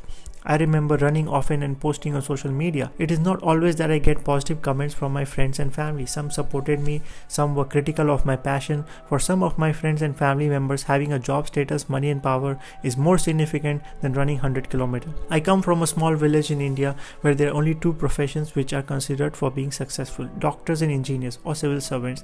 I love neither of these professions, so basically I was considered a failure. While I am not a doctor who saves life, I am a runner who is able to save life by inspiring people to run. I realized God has given me with this unique skill, and I can use it to inspire people who are suffering from stress, anxiety and depression. It helps me recover from any kind of mental illness. It is a hobby which I am very proud of. It teaches me to face struggle but never quit. Every marathon I did, it taught me to fail. Yes, we all want to succeed in our lives. Nobody wants to be poor. Trust me, it is not a great thing. It leads to mental illness, but we do have the courage to fail. It is my dream to run marathons and ultra marathons in some of the extreme places in the world, but obviously I need to be financially strong in order to being able to fulfill this dream. People have called me a failure and have given up on me, but it is very important for me to believe in myself. Every time I run, I become more positive in life. Running is a meditation and makes me realize that through all the hard work I did, and even though I haven't been able to achieve what I want, I am not going to give up. I still have hope, and as hope is the most powerful word in English dictionary, I am at the brink of something great. The hardest run is running alone, but it also makes you strongest. Running has taught me how to enjoy my own company instead of expecting someone else to make me happy. Yes, we live in a world today where technology has become our priority over people. There is so much noise from parents, societies, partners and friends' expectations. We are feeling lonely, sometimes because we are not able to connect the dots with people around us.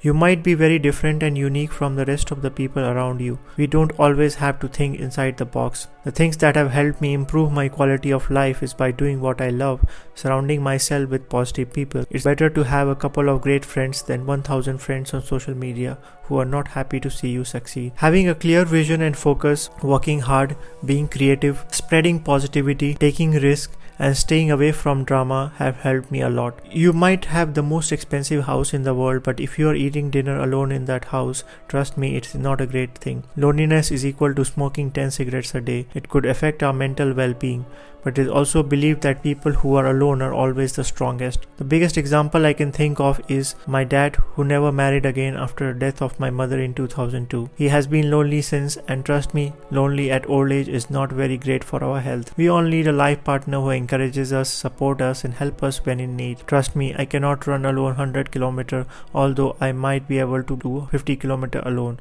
We all need motivation, encouragement in our journey. I have often met some amazing support from strangers, which makes my life much easier while running long distances. The human body is capable of achieving limitless things, and our possibilities are endless. This is what running has taught me.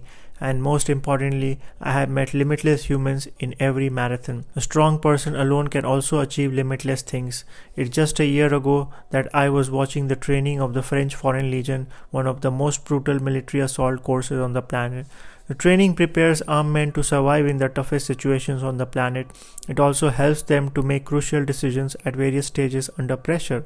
Some of my favorite shows are Canadian-Australian adventurer Todd Sampson's Body Hack and Redesign My Brain, in which Todd trains with soldiers in the Amazon forest. It is so inspiring that I felt like everything is achievable even when you are alone. 10-day test called Toughen Up is designed to test the resilience of soldiers in the French Foreign Legion. When I run marathons, I feel that my job is much easier than this training. Running 42 kilometers is not a big deal compared to the training of the Legion. In the training, often some soldiers reach a breaking point and give up, but sometimes the hardest kind of training teaches us some great lessons. Every failure is a step closer to success. For many people, just running a marathon is a big deal. For me, running 100 kilometers is a big deal, but it is my dream to run a 217-kilometer ultra marathon called Down Under 135, which is one of the toughest courses in Australia. It takes 2 days of non-stop running, but hopefully I will qualify for that race by being able to finish Ultra Trail Australia 100 kilometers in the Blue Mountains in New South Wales. These are big dreams and I prefer to stay positive and focused in my running journey. I do also care about injury, as all dreams could be shattered if I don't take precautions and injure my legs. I run alone sometimes for many reasons, but it always comes back to self-satisfaction. And finally, running alone makes me realize we all need to remove that voice of self-doubt inside our head. The best way to recover from injury is to run more. While this running rule might sound a bit inappropriate, it works for me. To be honest, there are no rules to running. You must have to register and turn up on the day of marathon and have some belief in yourself. Some people take a rest after a marathon, but I prefer to hit the gym and do some recovery exercises. It eventually helps me recover. Of course, we need proper sleep and food after running long distances, but running on treadmill and doing some squats in the gym also helps me recover from the pain. Every one of us are different, so people might have other ways of recovery. One thing I always observe that we have a lot of life coaches, personal trainers and yoga gurus who call themselves influencers and try to create positive impact on people's lives. But my question is, are you practicing what you're preaching? I'm a runner, and if I'm writing a book on running, I expected to run a few marathons. I love to take actions and inspire people by my work and not just give speech. Many of my friends who cannot run even 10 kilometers, when they see my post on social media, they get a hope that if I can do it, so they can as well. I inspire people to come out of their comfort zone, give something a go and ignore the naysayers. I remember injuring myself seriously at 70-kilometer Himalayan race and at 21-kilometer challenge in Mount Dandenong in Victoria. It took me a few weeks to recover. I couldn't afford to visit a physiotherapist, but I went to gym regularly and rubbed my knee over the roller. It eventually helped me recover from the injury.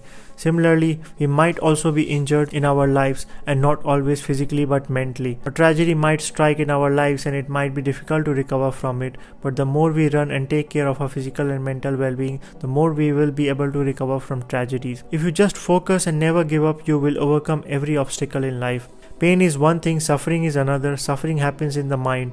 Once you detach from that, you can handle the pain and it makes you tougher and stronger. There are so many success stories I have seen, whether it is of celebrity, an actor or a sports person. They all have suffered from hard lives and have come back strong. Through practice, hard work and more importantly through research and education, anything is possible. We need to believe in ourselves when the whole world is against us. Experience teaches us a lot in life. Every marathon I run is an experience and it is preparing me to accomplish something big in life. It helps me to find resilience, strength, understanding and awareness. It also helps me know that life is just like a sport and we need to play it well. Every time I wake up before a marathon day, I am full of curiosity and enthusiasm and excitement. I am never unhappy. I have experienced anxiety, stress and depression in my life, and we all go through ups and downs in our life, but the most important thing is to keep moving forward. The ups and downs in our lives are like the track of a marathon. We have to just keep moving along the track with a clear vision or destination in mind. Every adversity comes with a blessing. We just have to find it. I can give 1,000 excuses for not being able to run 100 kilometers, but I know very well the feeling at the finish line is worth trying hard. I very well know how difficult it gets close to the finish line. The last 20 kilometers will almost kill me, but if I keep on going, I would be able to fulfill that dream. If I'm able to convince my mind that it is achievable, then everything is possible. Lessons I learned at the Gold Coast Marathon 2017 and the Sydney Marathon 2018. It is believed that a run can change your day and many runs can change your life. Believing it to be true, running has actually changed my life, and I have run several marathons by now, and running a marathon for me is as easy and enjoyable as having my favorite food, getting a great sleep or watching a movie. The day I don't hit the treadmill, I feel like I'm starving and I'm going to die. Running the Gold Coast Airport Marathon, which is one of the biggest marathons in Australia, was one of my dreams. Running a marathon is not just my passion, my hobby, but also an excuse to travel and meet some extraordinary people. I was injured in February 2017 while running my last marathon in Mount Dandenong near Melbourne, but with the grace of God, I recovered in 2 months. I ran the 14-kilometer in the Wings for Life World Run in May 2017 and 2018. This is a unique run where the whole world runs at the same time, any distance before the catcher car catches them. Each runner has to stop as soon as the car passes them. I was able to run around 14 kilometers before the car caught me. The goals of the Wings for Life Foundation is to raise money around the world to find cure for spinal cord injuries and paraplegia. The race takes place in 34 or 35 countries at the same time. After finishing this unique race, I was finally ready for the challenge at the Gold Coast. I had just returned from India a day before the Gold Coast Marathon and had not been in great form recently. Also, I hardly got time to practice post-injury, but since I had registered for it, I had a flight ticket and decided to give it a go. I landed in Gold Coast on the 30th of June 2017, 2 days before the marathon. As soon as I landed, I went with my friend Devon Lois to the Gold Coast Convention Center to collect my bib. We rested at the Surfers Paradise Backpackers Hostel. The next day, I went for a practice run in the beach and covered a distance of around 7 kilometers. I rested for the day and certainly got the confidence that I can make it, although my timings were not expected to be as good as my last marathon of 4 hours and 4 minutes. Next day, the race kicked off at 7:20 a.m. from Southport, the central business district of Gold Coast. There was a lot of excitement among the crowd and I was running with over 27,000 people. I was running with some of the elite runners from Japan, Singapore, Kenya, USA and different parts of the world. In no time, I crossed the Surfers Paradise Beach and Sky Point Observation Deck, the biggest tower in the Gold Coast. This area was surrounded by holiday apartments and luxury houses. I ran another 5 kilometers to reach the Broad Beach, another suburb of Gold Coast. The track of this race was one of the most beautiful tracks along the ocean and almost covered every beach in the city. The best part of this marathon was the volunteers and the motivators and the people of this city. People who lived along the racetrack came out of their houses and were cheering for their loved ones and even strangers like me by calling their names from the pave. I simply loved it when strangers said, "Go Suki." I felt more confident about finishing this race. I came across so many friendly residents of this magnificent city. Some even offered me watermelon and candy. Soon I crossed the Miami beach, which actually looked like Miami of the United States, and a group of choristers were singing and motivating the runners. The next 5 kilometers were towards Burleigh Waters, another suburb with a population of around 13,000. We took a U-turn from here and headed back to the same track and reached the starting point of the race. Till now, I had covered 32 kilometers and I was glad that my destination was only 10 kilometers away. I planned to finish this marathon in under 5 hours, so I tried to speed up a little. From Southport, we headed to Labrador and Bigera Waters before returning back. It was almost 37 kilometers by now. I rested for a minute to drink water and didn't stop again till the finish line. As we reached the finish line, people were cheering all over and I felt so good and proud that I finished this race in 4 hours and 42 minutes without any proper training. During the marathon, I also got privileged to meet a great Australian marathon runner, Brendan Davis, who finished the race in 2 hours 30 minutes approximately. This marathon ended, but I am sure many more races are waiting for me. The moral of this story for me was that it is only a mind game as far as running is concerned. Every marathon I run, I also test my endurance and my limits. I always test myself how far I can go. It is believed that human mind is capable of achieving limitless things and we don't even use more than 3% of our brains. Running for me is not only a sport but also a lifestyle. It helps me stay focused and listen to my inner voice. Finally, I got to run various other marathons after Gold Coast Marathon like Melbourne and Sydney marathons. On September 16, 2018 at 7 am at Milsons Point, Sydney, I was joined by over 35,000 runners at the Blackmore Sydney Marathon and I was there to test my limits. I was able to join some everyday runners and some elite runners from Uganda, USA, Ethiopia, Morocco, Kenya, Australia and around the world, and they were able to raise over $1 million for various charities. I was one among many runners who took part in the 42.195 kilometer challenge in order to train myself physically and mentally and then see what kind of decisions I would make. I wanted to test my physical and mental limits and come out of my comfort zone. In fact, I had told my friends in Melbourne that either I would finish the race in my desired time or I would die trying. Yes, I was high on something. Running is a drug to me and I'm proud to be addicted to it. I like running because exhausting myself is most relaxing moment for me.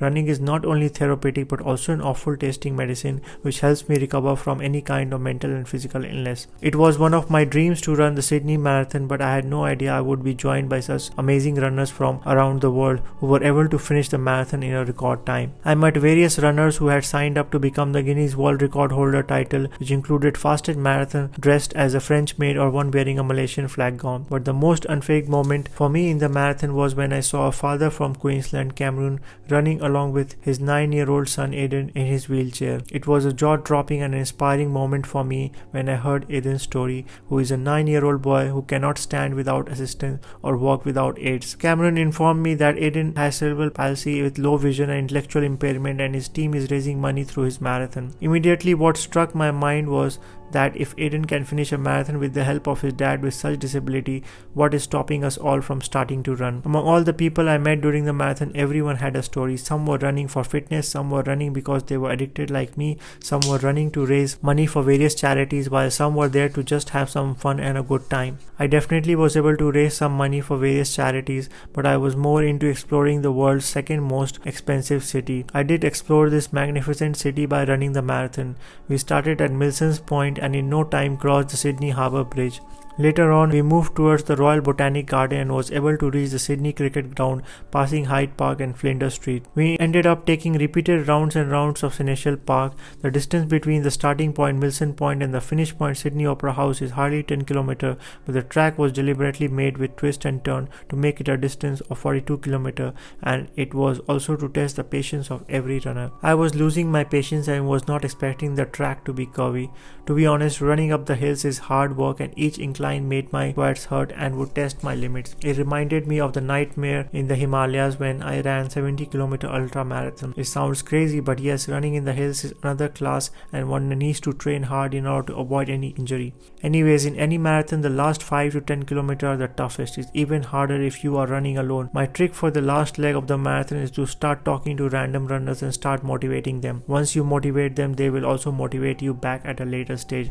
When someone tells you you got this made at this stage of marathon, it acts like an instant energy capsule and motivates me to keep going. After nearly 5 hours of running, I was able to reach the finishing point, the Sydney Opera House, and the people congratulating and motivating me on the way made me feel so proud. I couldn't wait to share my pics with an iconic medal on social media. While I was boasting on social media about finishing this marathon in 5 hours and 4 minutes, someone in some part of the world on the same day made a world record of winning a marathon in 2 hours 1 minute and 39 seconds. Yes, I'm talking about Eliud Kipchoge, who broke the previous world record by winning the Berlin Marathon 2018. I could learn a lot from such elite runners how to improve my timings. This was only one of the marathons I did in the past, and my message to people around the world is that there is no limit to what you can achieve in life. Eliud is an example, and we all can become a better human being, a better decision maker, and better team player by running. Running Melbourne Marathon thrice taught me that it's a long process, but quitting won't speed it up. Apart from Gold Coast and Sydney Marathon, I got the opportunity to run Melbourne Marathon 3 times.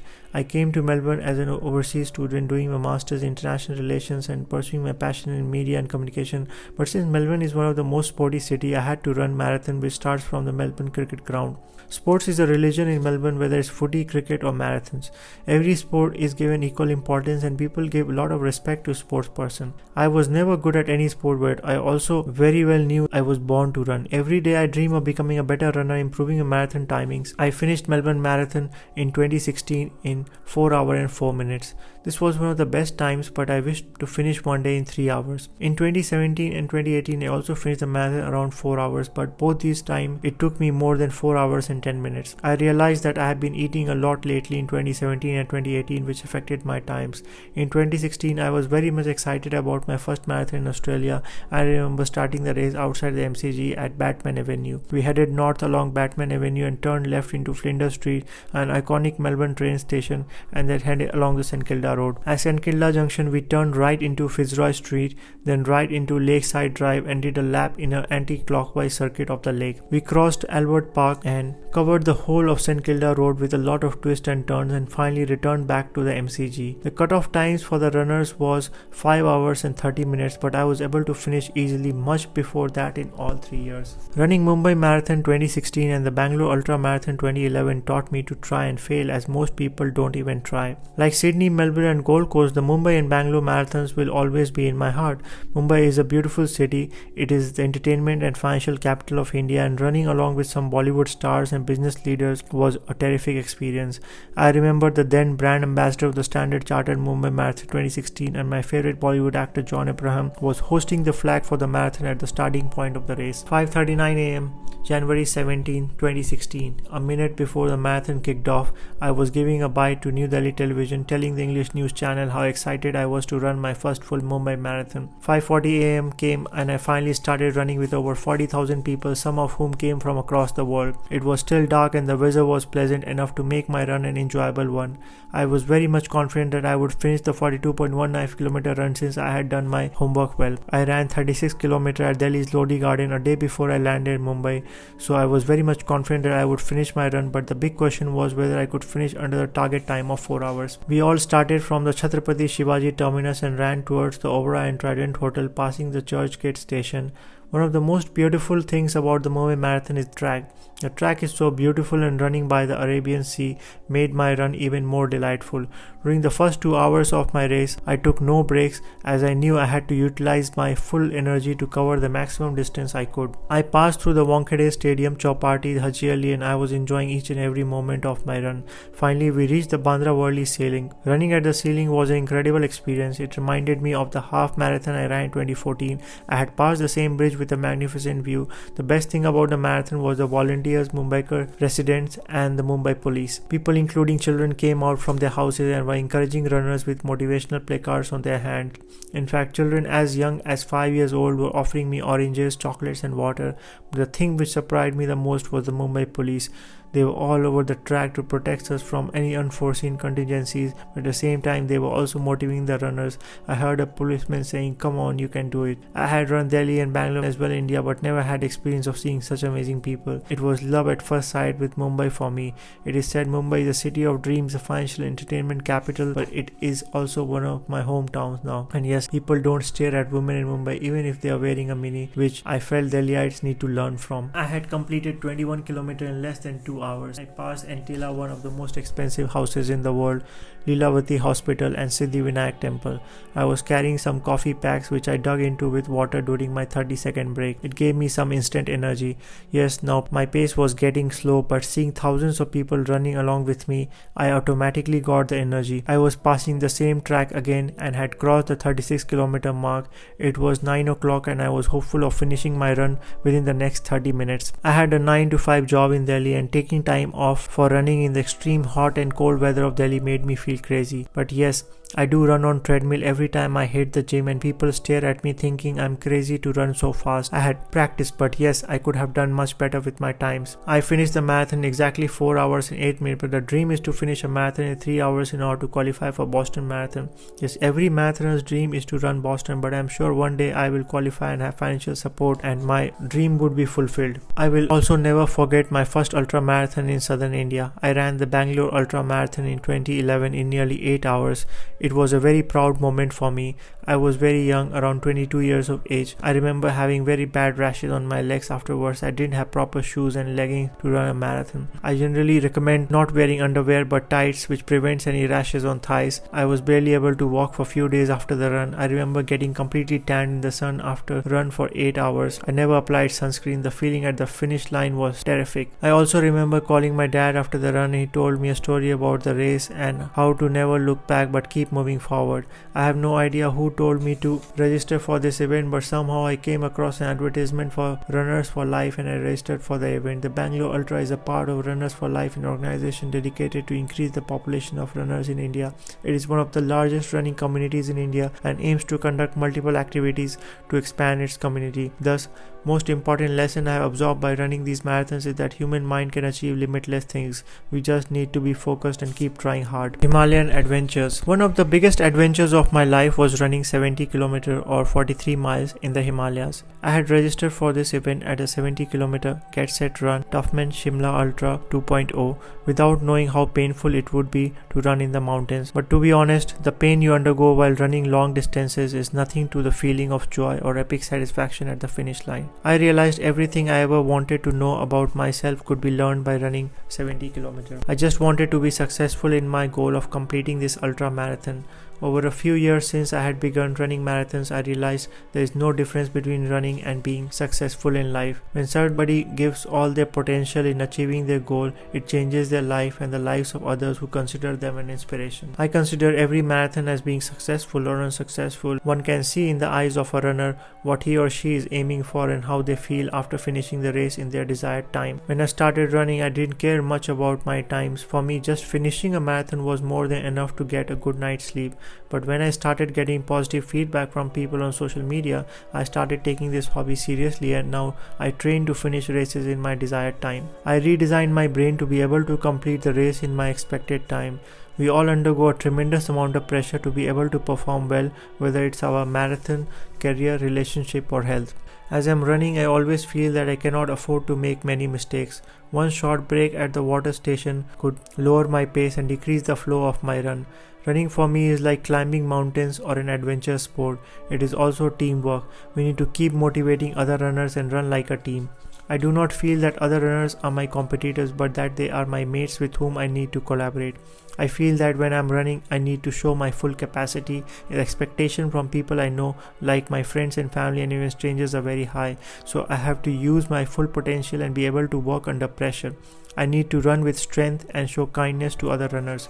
We humans are always greedy and want more in our lives, but I realize that I'm not in a rat race, but I want to run along with thousands of other runners. The single most important fact is that I could not have been able to run 70 km alone, so we all need someone in our lives to help us become the best version of ourselves. Also, I feel the joy when I am able to empower others to be able to achieve their goals. Trust me, when someone finishes an ultra marathon like 60 or 70 km, it changes their life.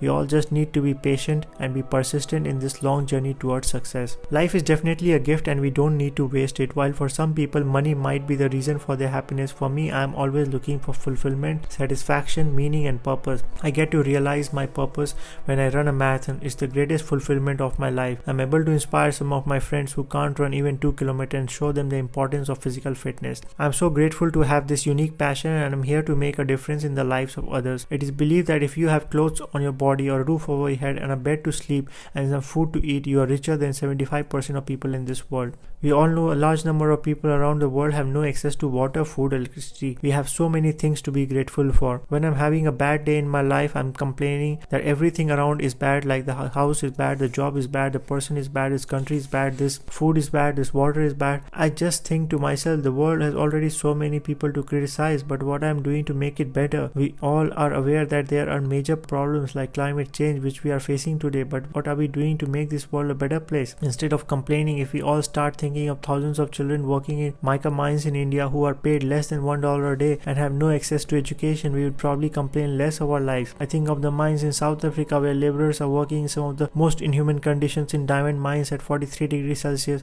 who are underpaid and only get to see their family once a year. We all need to be grateful if our lives are better than those workers. Running has also taught me to practice gratitude. I am not happy because of running, but I am happier because when I see that me running long distance can bring joy and happiness into others' lives. Research has proved that we are happier when we share, serve humanity and support one another. We are happier when we give back. It's unfortunate that we are wired for generosity but educated for greed. I run for various charities and some of the great causes I have run for are for cancer patients, indigenous people of the world, refugees and climate change. I'm just trying to give back to the world by running. Mind matters. How I prepared my mind to run 70 km. While it's my dream to run beyond the human limits one day, I believe that meditation and preparing a mind is the key. I always grew up being connected to nature, mountains, sea and forest. As long as I'm in nature, I feel like I'm in my element. As a teenager, I always used to escape to the mountains and my family used to think I was crazy.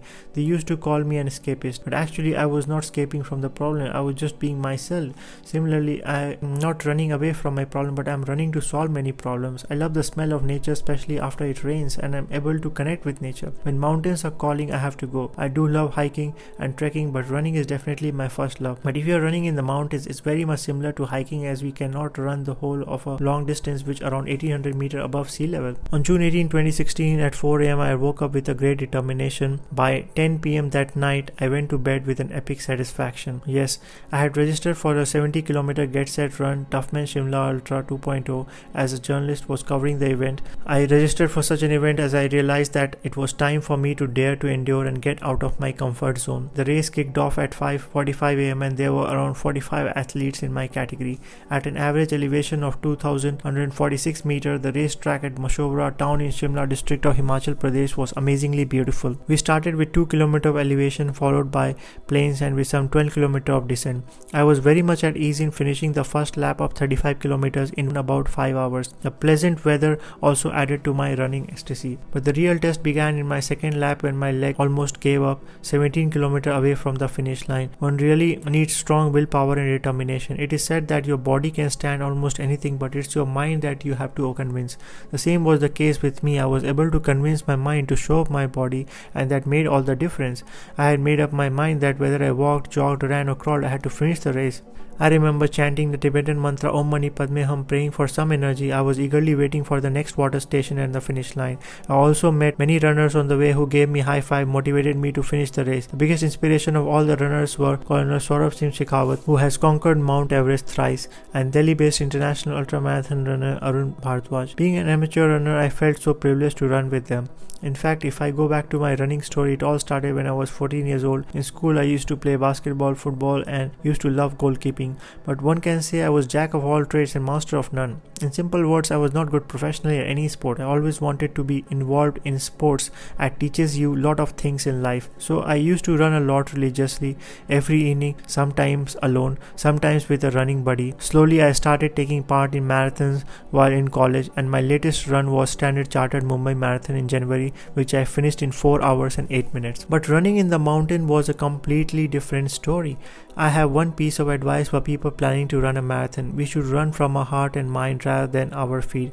To be honest, I had a 9-to-5 job in Delhi as a journalist, and taking time off for running in the extreme hot and cold weather of the city made me feel crazy. But yes, I do run on treadmill every time I hit the gym, and people stare at me thinking I'm crazy to run so fast. I had practiced for a month at Delhi's Nehru Park, running sometimes 10 km and sometimes up to 38 km, but it is always better to practice in the mountains for such a marathon. So I finally crossed the finish line of this ultra marathon in exactly 12 hours 58 minutes. The feeling was epic. I felt like I was about to reach Everest, or I had already reached the summit. Also, people congratulating me made me feel on top of the world. I'm not hoping to change the world or India overnight with my runs, but yes, perhaps someone once inspired me and I'm here to inspire others. I just want to give message to people around that yes, one person can make a difference and there's no limit to what you can achieve in life. My friends or family may think I'm a lunatic for running such distances or crazy person for scaling mountains, but it's imperative to chase one's passion and dreams. And most important of all, the challenge to run such distances in the mountains motivates you and tests your endurance levels. It also made me realize who I am and what I am capable of. What is the significance of Om Mani Padme Hum in my life? It gives me energy. While running this ultra marathon, I changed my perspective towards life. I realized that the world might have several problems, but I am one of the solutions to the problem. I acknowledged that the universal mind has solution to all my problems. I learned that if I don't heal the pain of my past, then I will suffer all over again in my future. And I became more positive by understanding the power of Buddhism. The Dalai Lama teaches some significant lessons of life and I truly follow him.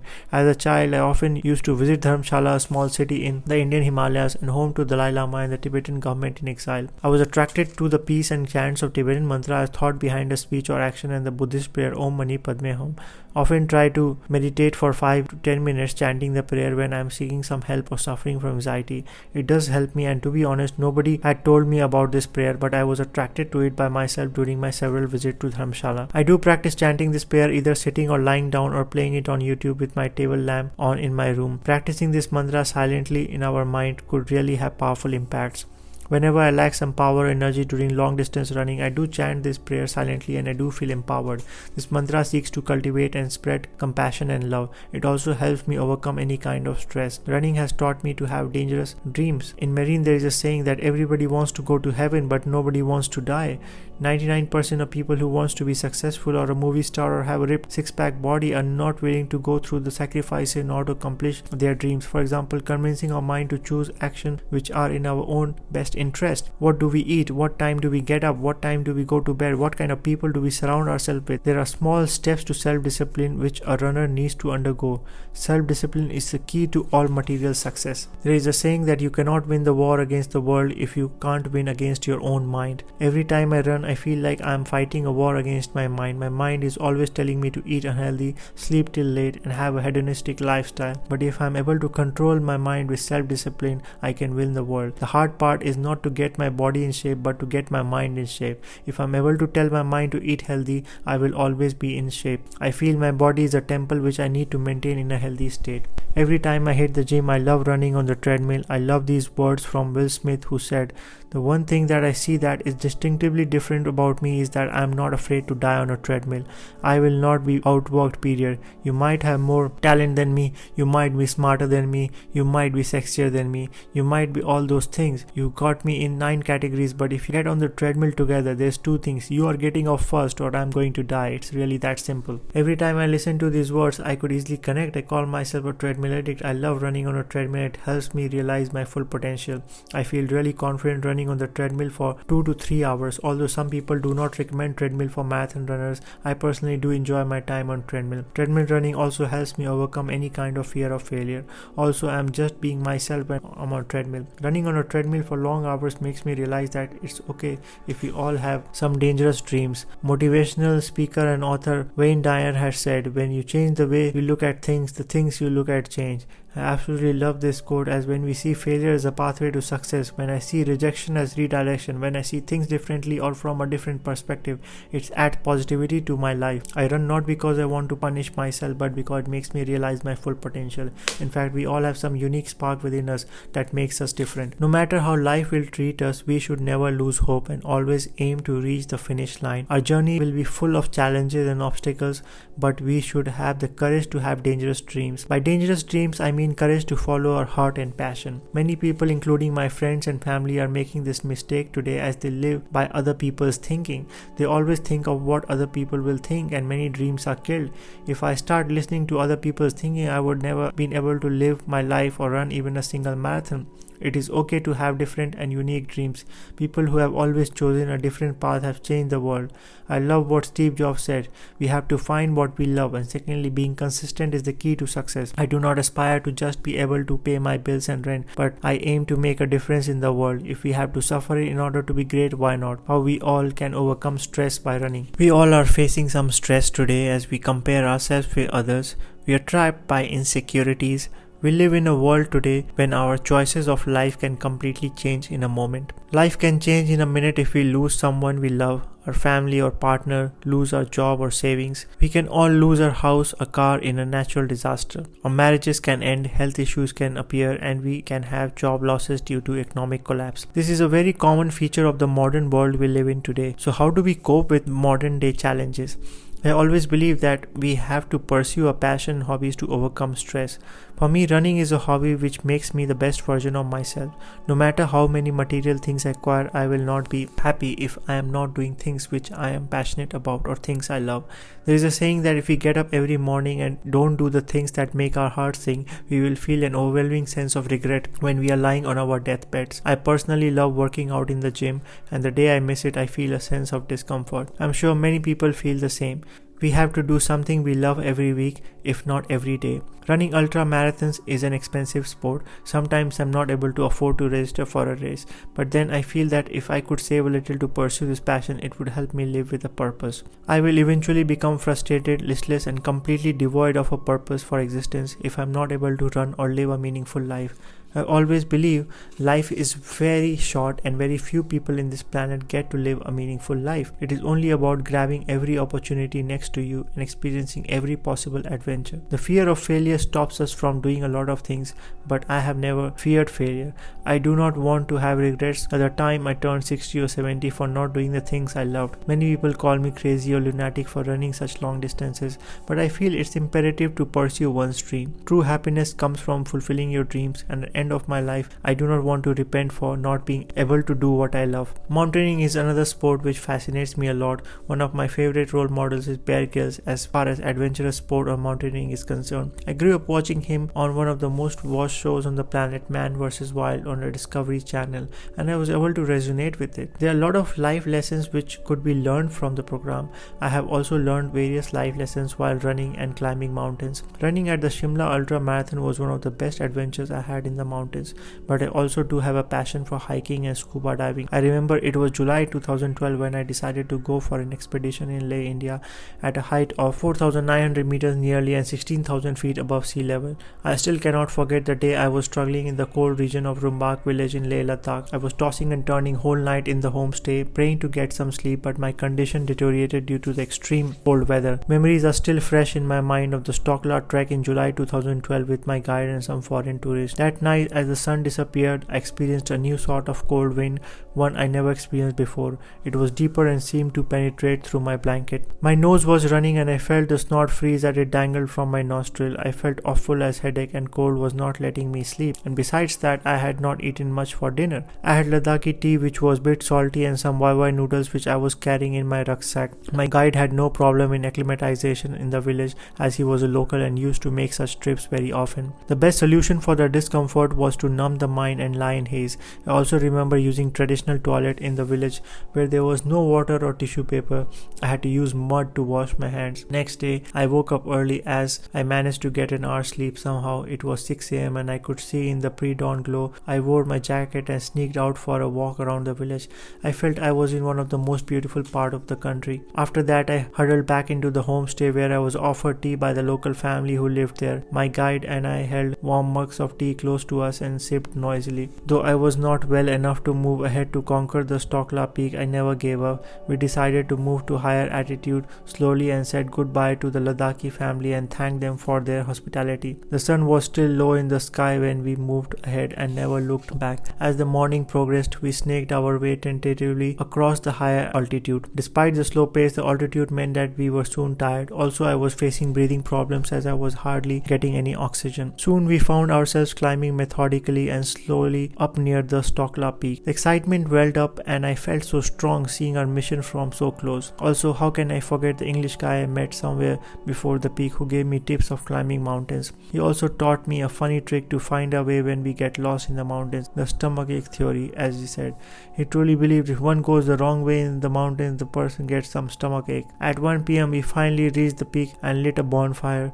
The feeling of being able to reach such a height was amazing. My confidence was so high and remember that my dad usually advised me to always look in front and never give up. I thank God for everything. At the same time, this was not the end of me as now I was dreaming of going to Everest Base Camp in Nepal. I always had this burning desire to go higher and I longed to witness the summit of Everest. We met some guys from Poland while I retreating and rested for some time. I had nothing left to eat and neither did my guide, so we shared some omelets from Polish people we met. As we descended through the valley, our bodies enjoyed richer air. During this trek, I had proved that I can cope at this altitude and survive. At 4 p.m. I breathed deeply at the top of the icefall as I gazed down into the depth below. The more I saw it, the more I thought of going back in.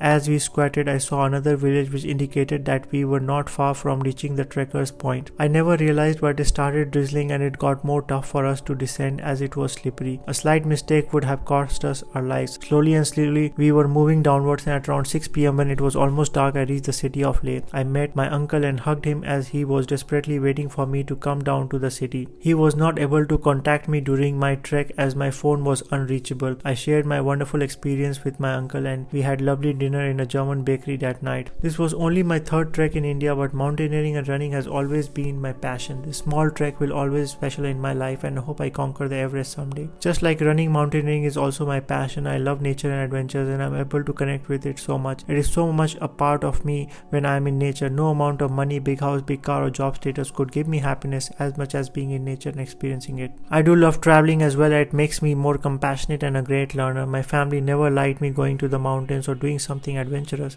According to them, being successful is having a job status, power, money, and getting married, having kids, and then waiting for your retirement or death, whichever comes first. When I always consider being successful as pursuing your passion, being healthy, giving back to the world and the society. Hiking in the mountains have taught me a way to live life, to never give up, to make crucial life and career decisions.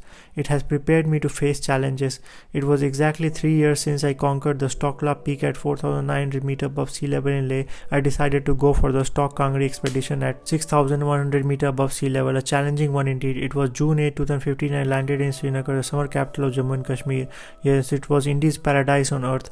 To be honest, I was a bit intimidated with the media reports hovering my mind of escalating violence across LOC, which also made me a suspicious man. Yes, there were many army bunkers every 100 meters in the streets of Srinagar, but I cannot deny the fact that it was paradise on earth. I took a taxi from the airport to tourist reservation center, and my driver named Ashik briefed me about the places to explore in the city. I had one complete day to spend in Srinagar and decided to go for a shikara ride. The shikara is a type of wooden boat found on Dal Lake in Srinagar and one of the most soothing, relaxing and romantic rides. In fact, a lot of Bollywood movies have been shot in these shikaras. The boat riders told me to lie down and act like a king.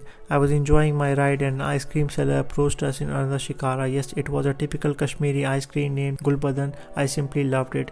The 2-hour ride was over in no time, and yes, I was roaming in the markets near the Dal Lake. I came across several bikers who were riding the Royal Enfield and were on their way to Leh from Kanyakumari, the southernmost part of India. The next morning I woke up at 5 am with an excitement to move ahead to Leh. I had booked a shared taxi and within 12 hours I was in incredible Ladakh. I was supposed to stay at my friend Omer Lasu's house. I had no idea that my school buddy's father was such a popular politician in Leh. In fact, as soon as I said Lasu to any taxi driver, everyone was willing to drop me at my friend's residence.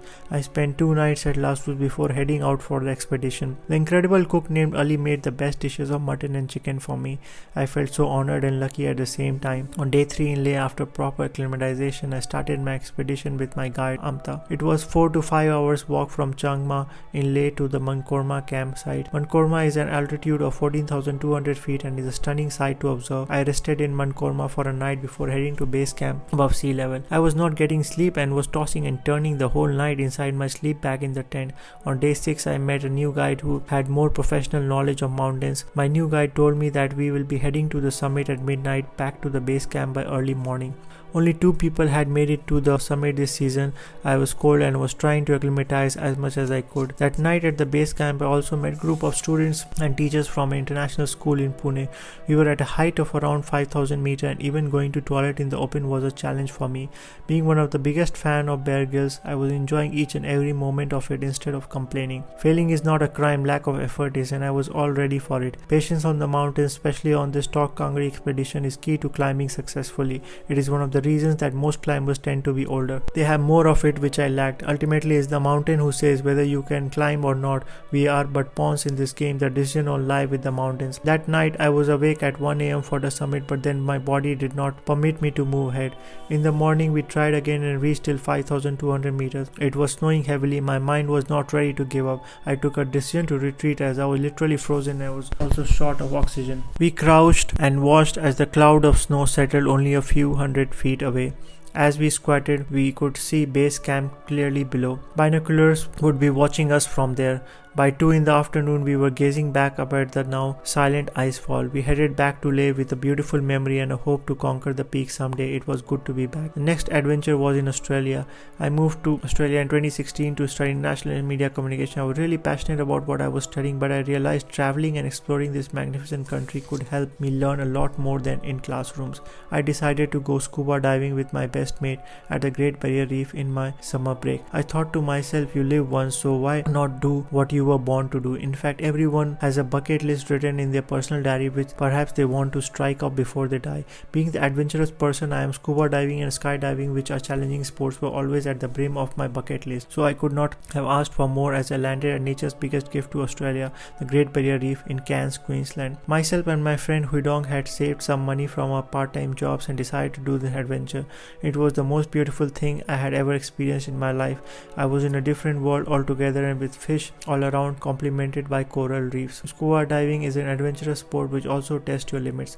To be honest, being a first time diver, I was a bit nervous. I am not a great swimmer either, but then growing up on Man vs. Wild and being a big fan of British adventurer Bear Grylls, I couldn't but do it. Bravery is about facing up to the things we fear the most and overcoming and conquering those fears, someone rightly said, and I was in the middle of the Pacific Ocean testing my limits. For those like me who were first timers, I would only suggest that there is only one rule of diving: to equalize. Now what is equalize? It perhaps took me one unsuccessful dive or couple of hours to understand that. I went almost 10 meters deep inside the ocean, of course, with swimsuit and oxygen mask and other equipment, but my ear started hurting. My instructor Irene told me I can't dive anymore as I was not being able to equalize.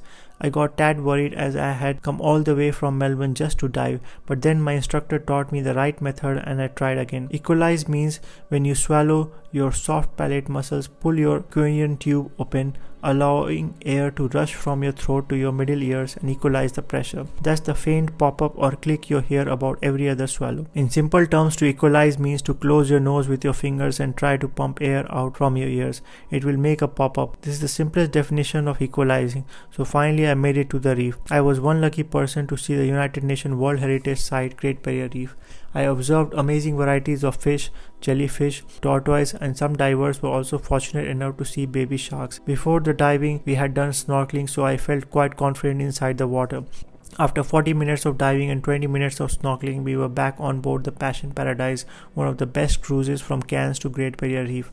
I dived almost 10 meters deep in the ocean and beheld the coral reef. I felt I was alive like a fish, and there was a reason to it. The cruise had amazing diving instructors like Nick, Dennis and Irene, to name a few, who were so friendly and made me very comfortable inside the water. Before diving, we were also given instructions like how to use underwater sign mark to talk to your instructor. It reminded me of the Bollywood movie Zindagi Na Milegi Dobara, where Katrina Kaif, an actress, helps superstar Hrithik Roshan dive and teaches how to use sign marks underwater. Nick also suggested me to do a pro driving 5-day course, which probably I decided to do it in my next trip to Cairns.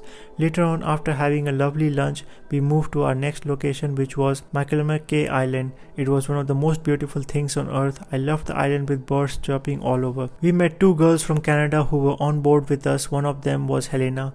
We went snorkeling again with our diving instructor Dennis. The reef was in fact more beautiful, and my friend who didn't hesitate in taking underwater photo from this GoPro.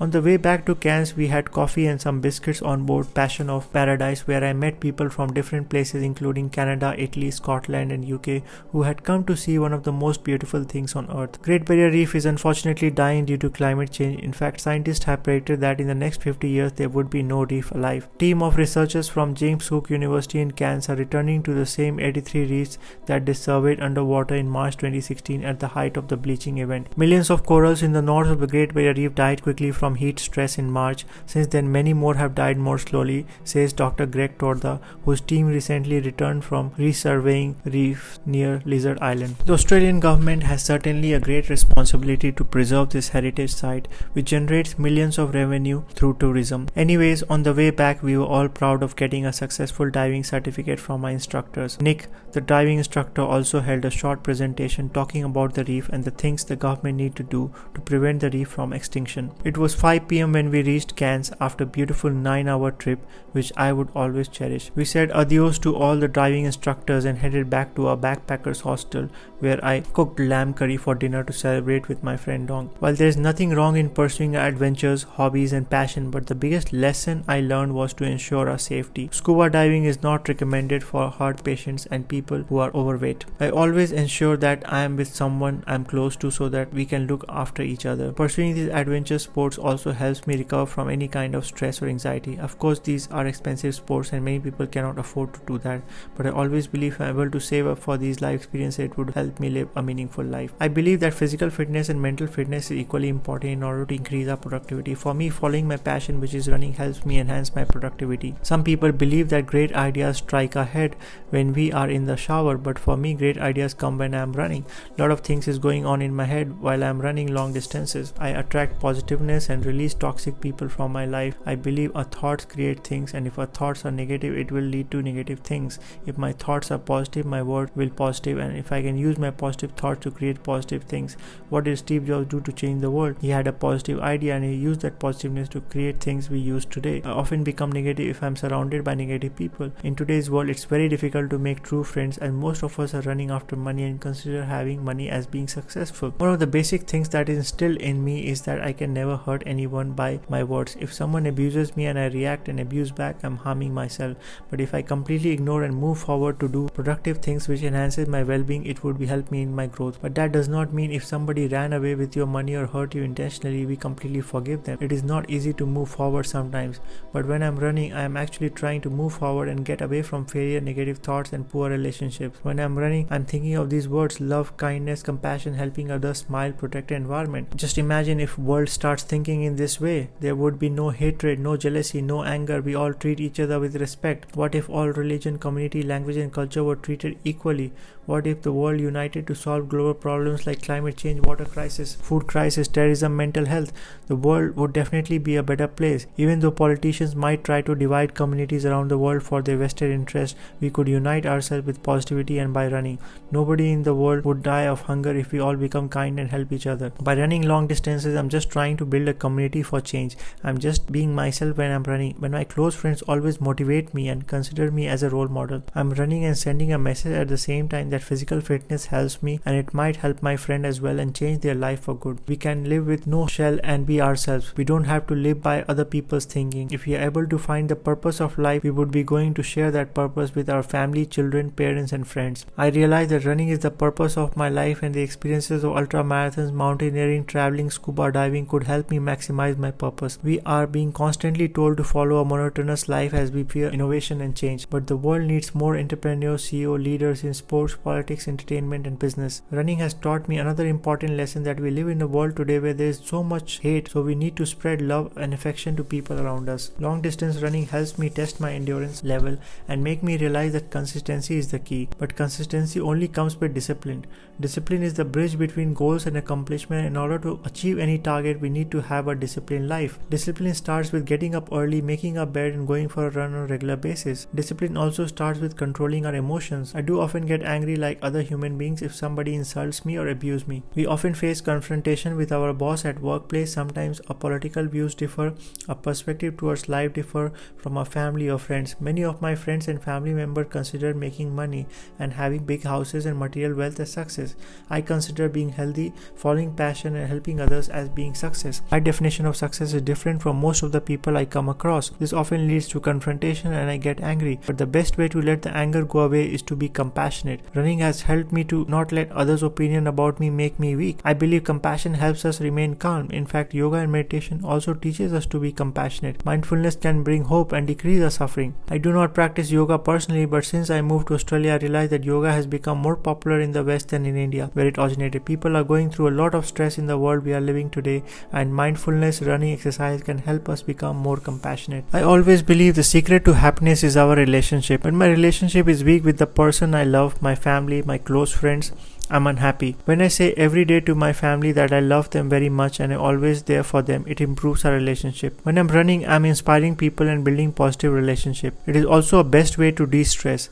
I do breathe out for longer than breathing in order to overcome stress, and of course when I am running, I need to believe today it's okay to be not perfect in this world. All of us are going through a lot of struggles in our life. The most elite athletes in the world, to celebrities and CEOs, have suffered from anxiety and depression. When I was suffering from anxiety, I shared my problems with people around me. I realized I'm not the only one, but 1 in 4 Victorians in Australia are suffering from anxiety and mental ill health.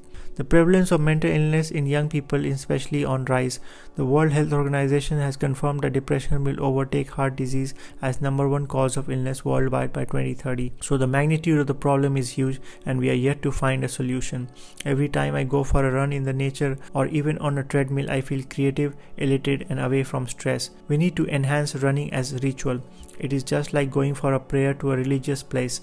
When I run long distances, I do practice gratitude. I'm always grateful that God has given me this ability to run. Many of my friends struggle to run a marathon. I'm grateful that I'm surrounded with nature and peace. We often forget how lucky we are and how much we have.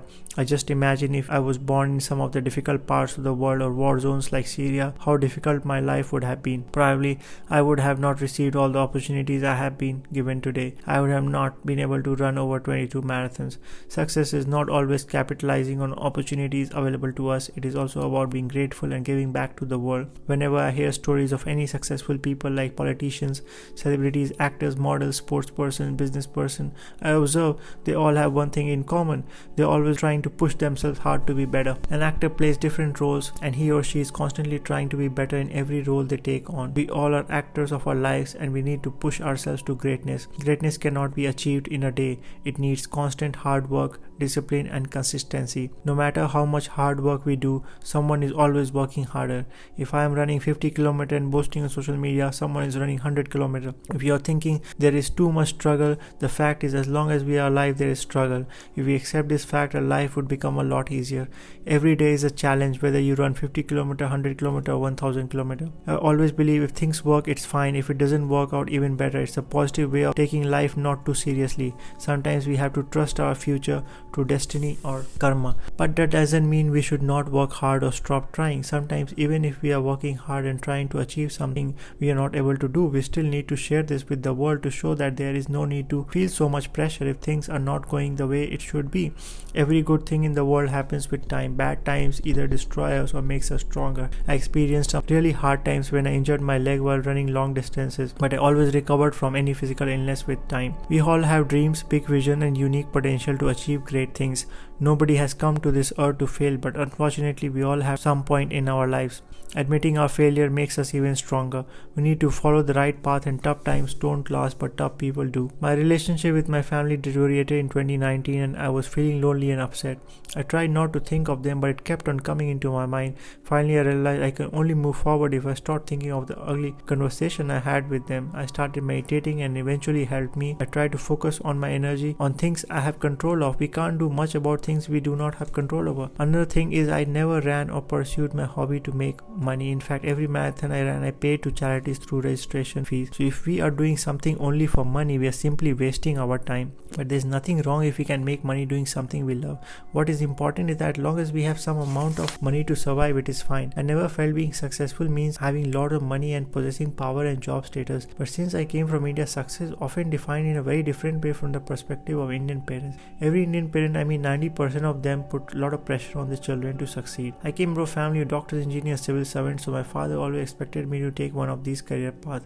For them, running marathon was not significant, but having a job status, power, money was more important. I never felt I belonged in the family as my thinking was very different from the rest of my family. If India loses a cricket match with Australia or Pakistan, some cricket fans might burn the houses of Indian cricketers. Just imagine how much pressure is there when 1.2 billion people want you to win the match. In a similar manner, Indian parents also put pressure on their children to succeed. They often compare their kids with others and make them feel defeated. There's so many Bollywood movies made to educate Indian society and change the mindset of Indian parents, but unfortunately there's a long way to go for India to change. You can't remove the caste system which is deeply rooted in the society. Similarly, I can't change their mindset. I can't explain them that for me every profession is equally great, whether you become a CEO, journalist or an actor or doctor. We all have ability to do something great and it is just a matter of realization. I realized the best way to change their mindset is by becoming a role model. I have not been able to achieve much in my life, but I consider myself an ultramarathon runner who can write, paint, cook and have a passion for media. Every great thing takes time and I'm just looking for success like any other normal guy. But for me, success means my well-being and health. Running is a break from the stressful world we live in today. Stress is one of the major global problems right now.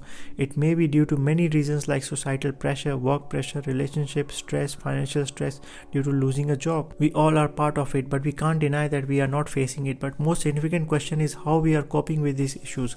Every time I hit the gym, I meet personal trainers, bodybuilders with huge muscles, but when I share my running stories with them, they get surprised and tell me they can't even run 5 kilometers. I always wonder, there is no doubt they are physically strong, but are they mentally strong as well? We need people today who are mentally strong to overcome any challenges. We all have some wisdom, strength and peace, and it's up to us how we overcome challenges. Whether you're struggling to put food on the table or you're in a powerful position, we all have the ability to become the best version of ourselves. Some homeless people become drug addicts and start committing crime, while some slum dogs might try to change the world and become an inspirational millionaire. I'm so grateful in life of what I have. There are people in this planet who have no access to water, food, electricity or education. What they have is just hope. Running is the center of my life, which revolves around my love for films. I started my career as a journalist in India, but after nearly 3.5 years of experience I decided to move abroad. I was very much demotivated with the kind of journalism I was doing, with the prevalence of fake news, paid news, propaganda and disinformation. It was one of the lowest paid jobs and there was clearly lack of ethics in the media. I always believed media, film and journalism has the power to shift culture and form public opinion. Journalists have some great responsibilities,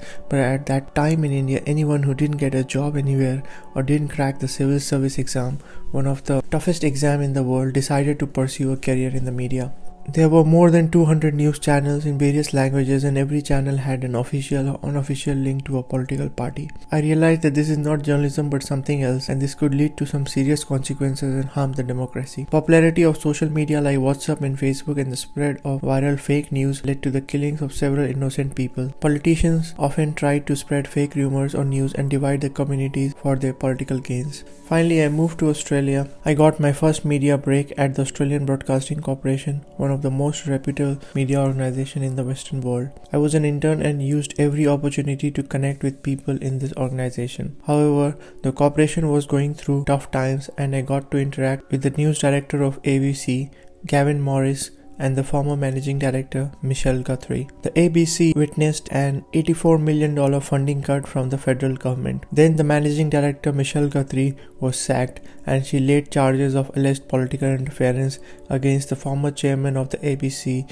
Justin Milne. I was able to raise question of alleged political interference and sacking of the managing director at the ABC's popular talk show Q&A. The very next day, I got a text message from Michelle Guthrie saying, "Great question, Suki." It was a very proud moment for me as I felt I was able to make an impact. Few months later, I was able to raise second question of press freedom in the Australian media after the New York Times described Australia as the world's most secretive democracy. The Australian Federal Police raided the ABC and I felt Australian journalism was in a state of crisis. When I compare the state of media in India and Australia, America and UK, I felt there is a trend of similarities around the world. If you report anything against the government, there are chances of prosecution in countries where there is no democracy. I heard a joke on the internet that someone said about Australia, as far as press freedom is concerned, better than North Korea. I did feel journalism is not a crime, but it's definitely in a state of crisis. I did work at Monash University as a research assistant and at Coles Supermarket to be able to pay my bills, but I wish to change the trends in the media as I have passion for it. Running has taught me to stay positive and follow my passion. I know very well how hard it is to get a break in the Western media, especially being a person of color, but everything is possible if you are persistent and have ability to work hard. When I was interning at the ABC, I was so grateful to have an amazing supervisor, Vipul Khosla, and another mentor, Dr. Prashant Pillai. They were so nice to me that I cooked some curries and brought some cake for them on my last day. I was also employed there for a while to analyze the diversity content of the ABC. I also got to meet some of my favorite Australian TV presenters, Michael Rowland and Virginia Trioli. I was a bit nervous, but I took the courage to meet them behind the studio of the News Breakfast, Australia's popular morning news show. I told them all the good things about the ABC and how diversity is represented well and how the public broadcaster is different from the commercial channels. Finally, I walked out of the ABC on June 15, 2018, my official last day. I do often visit as an audience member at Q&A program as I believe the show has an ability to create an impact. They raise several issues happening in Australia and around the world, and I have often met the former producer of this program, Peter McAway, who always have a lovely smile on his face. I did visit a public event at SBS, another public broadcaster in Australia, at their audience-based event. I connected with some great journalists from Indigenous and British background. I do often attend events and conferences on media as it helps me remain updated to the latest developments and trends in the media. But I'm very much sure someday I will get another break in the media. Meanwhile, I started running even more when I was getting rejection from my job applications. I thought running might help me recover from stress and anxiety I was facing. Whatever money I earned, I spent on running long distances. Running has now become the center of my life, but that doesn't mean I have given up my passion for media and films after several rejections. Rejections are just redirection, and sometimes even if we work really hard, we can still face failure, so we need to have patience. There is always a time for everything, and so no point of taking too much stress. During this period of uncertainty in my life, I decided to pursue my passion. Steve Jobs said, "If today is the last day of your life, are you going to do what you're about to do today?" I finally got the answer. I decided to do everything which would help me feel good. I decided to run marathons and aim to finish in around 3 hours. I decided to maintain healthy relationship with my friends, who travel a bit, and cook a healthy meal once a week. Trust me, job hunting is a difficult job and is more difficult in the field of media. I decided to write my blogs on a regular basis. It eventually helped me in improving my writing skills. Finally, I decided to write a book on running. Running is not my profession but my passion. But what if my passion eventually leads me to my career in media and films? I felt many people want a job so that they can pay their bills, but there is a serious job crisis. People are willing to take any job in order to survive. We all have to do something to survive, but yet getting dream job takes time. So I put my focus towards running for a while. I thought, why not focus on my health, diet and sleep instead of taking on so much stress getting a dream job. Indian parents put a lot of pressure on their children to succeed, especially when their children go abroad to study. The expectations are very high. My father was very disappointed with me. He never appreciated my passion for media, running and other hobbies. He just wanted me to have a decent job and get married with a girl of his choice so that he can boast around the village about my success. My brother and his wife unfortunately were also not supportive. I always knew I was born to do something special. My vision was very different from my family. I was observing the world from a very different angle than my family. I knew I was born to create an impact. In fact, I was already able to create an impact by my questions at the ABC's Q&A. I wish to create an impact with my runs someday. Earlier in 2019, I met Australian marathon runner Meena Guli. She ran 60 marathons in 60 days around the world to raise awareness of water crisis. When I asked her why water, she explained me about difficulties of living without water in some of the difficult parts of the world. She informed me everything is made from water, and if we start conserving water, we would be able to save lives. I connected with her so much that I thought of starting my own campaign on raising the issue of mental health. Mental health is a very big issue in Australia, and 1 in 4 people in this country is suffering from stress, anxiety and depression. I gained some wisdom by running when I myself was suffering from a serious anxiety attack in April 2019. I thought of being so much grateful of the opportunities I had, decided to practice gratitude every morning instead of complaining. It eventually helped me stay happy. Running also taught me about being creative, genuine, confident, helped me develop leadership qualities, and eventually helped me in decision making. Everything I do in my life, I compare it to running. If I can run 100 km, anything is possible. For me, taking care of my mental and physical health is as important as my passion for media, film and journalism. I very well know I can enhance my performance at work if I go for a run every morning or cycling, swimming. As an athlete, I try to focus in preparing myself mentally and physically. Mindfulness and meditation are like doing reps in the gym, and it also helps me to focus well and help me improve my listening skills. Every time before a big race, I try to visualize and focus on my goals. Just imagine if all the journalists, media personalities, and people in the film industry like actors and comedians, producers start practicing mindfulness and start running marathons. There is no doubt their performance would be enhanced at work. I very well know journalists go through a lot of hardships in their profession. They often come across some very disturbing stories which might impact their mental health. Also, the work pressure in the newsroom is very high. People are expected to finish a story within a deadline. I remember covering the Nirbhaya gang rape incident in 2012 in New Delhi for NDTV, and it was one of the most disturbing stories I covered. The incident brought a movement of revolution regarding safety of women in India. Finally, a documentary was made on this brutal gang rape and murder called India's Daughter by a British filmmaker. The story was so disturbing, and observing the massive protest for days across India, I felt very much ashamed as an Indian and as a journalist. I went for a run and worked out in the gym to feel better. Likewise, I can very well imagine journalists working in some difficult parts of the world like Syria, Afghanistan, Kashmir, China.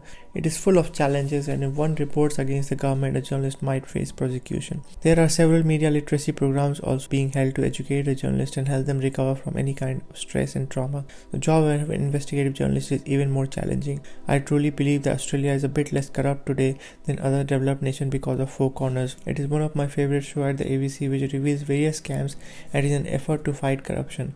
The root cause of global problems like poverty, inequality, terrorism is nothing but corruption. Corruption leads to other basic problems in our society. Four Corners had a huge impact in Australian society by being able to fight corruption for decades. What I'm trying to share is that if all investigative journalists or people from any profession start running marathons with me, they would love their job even more.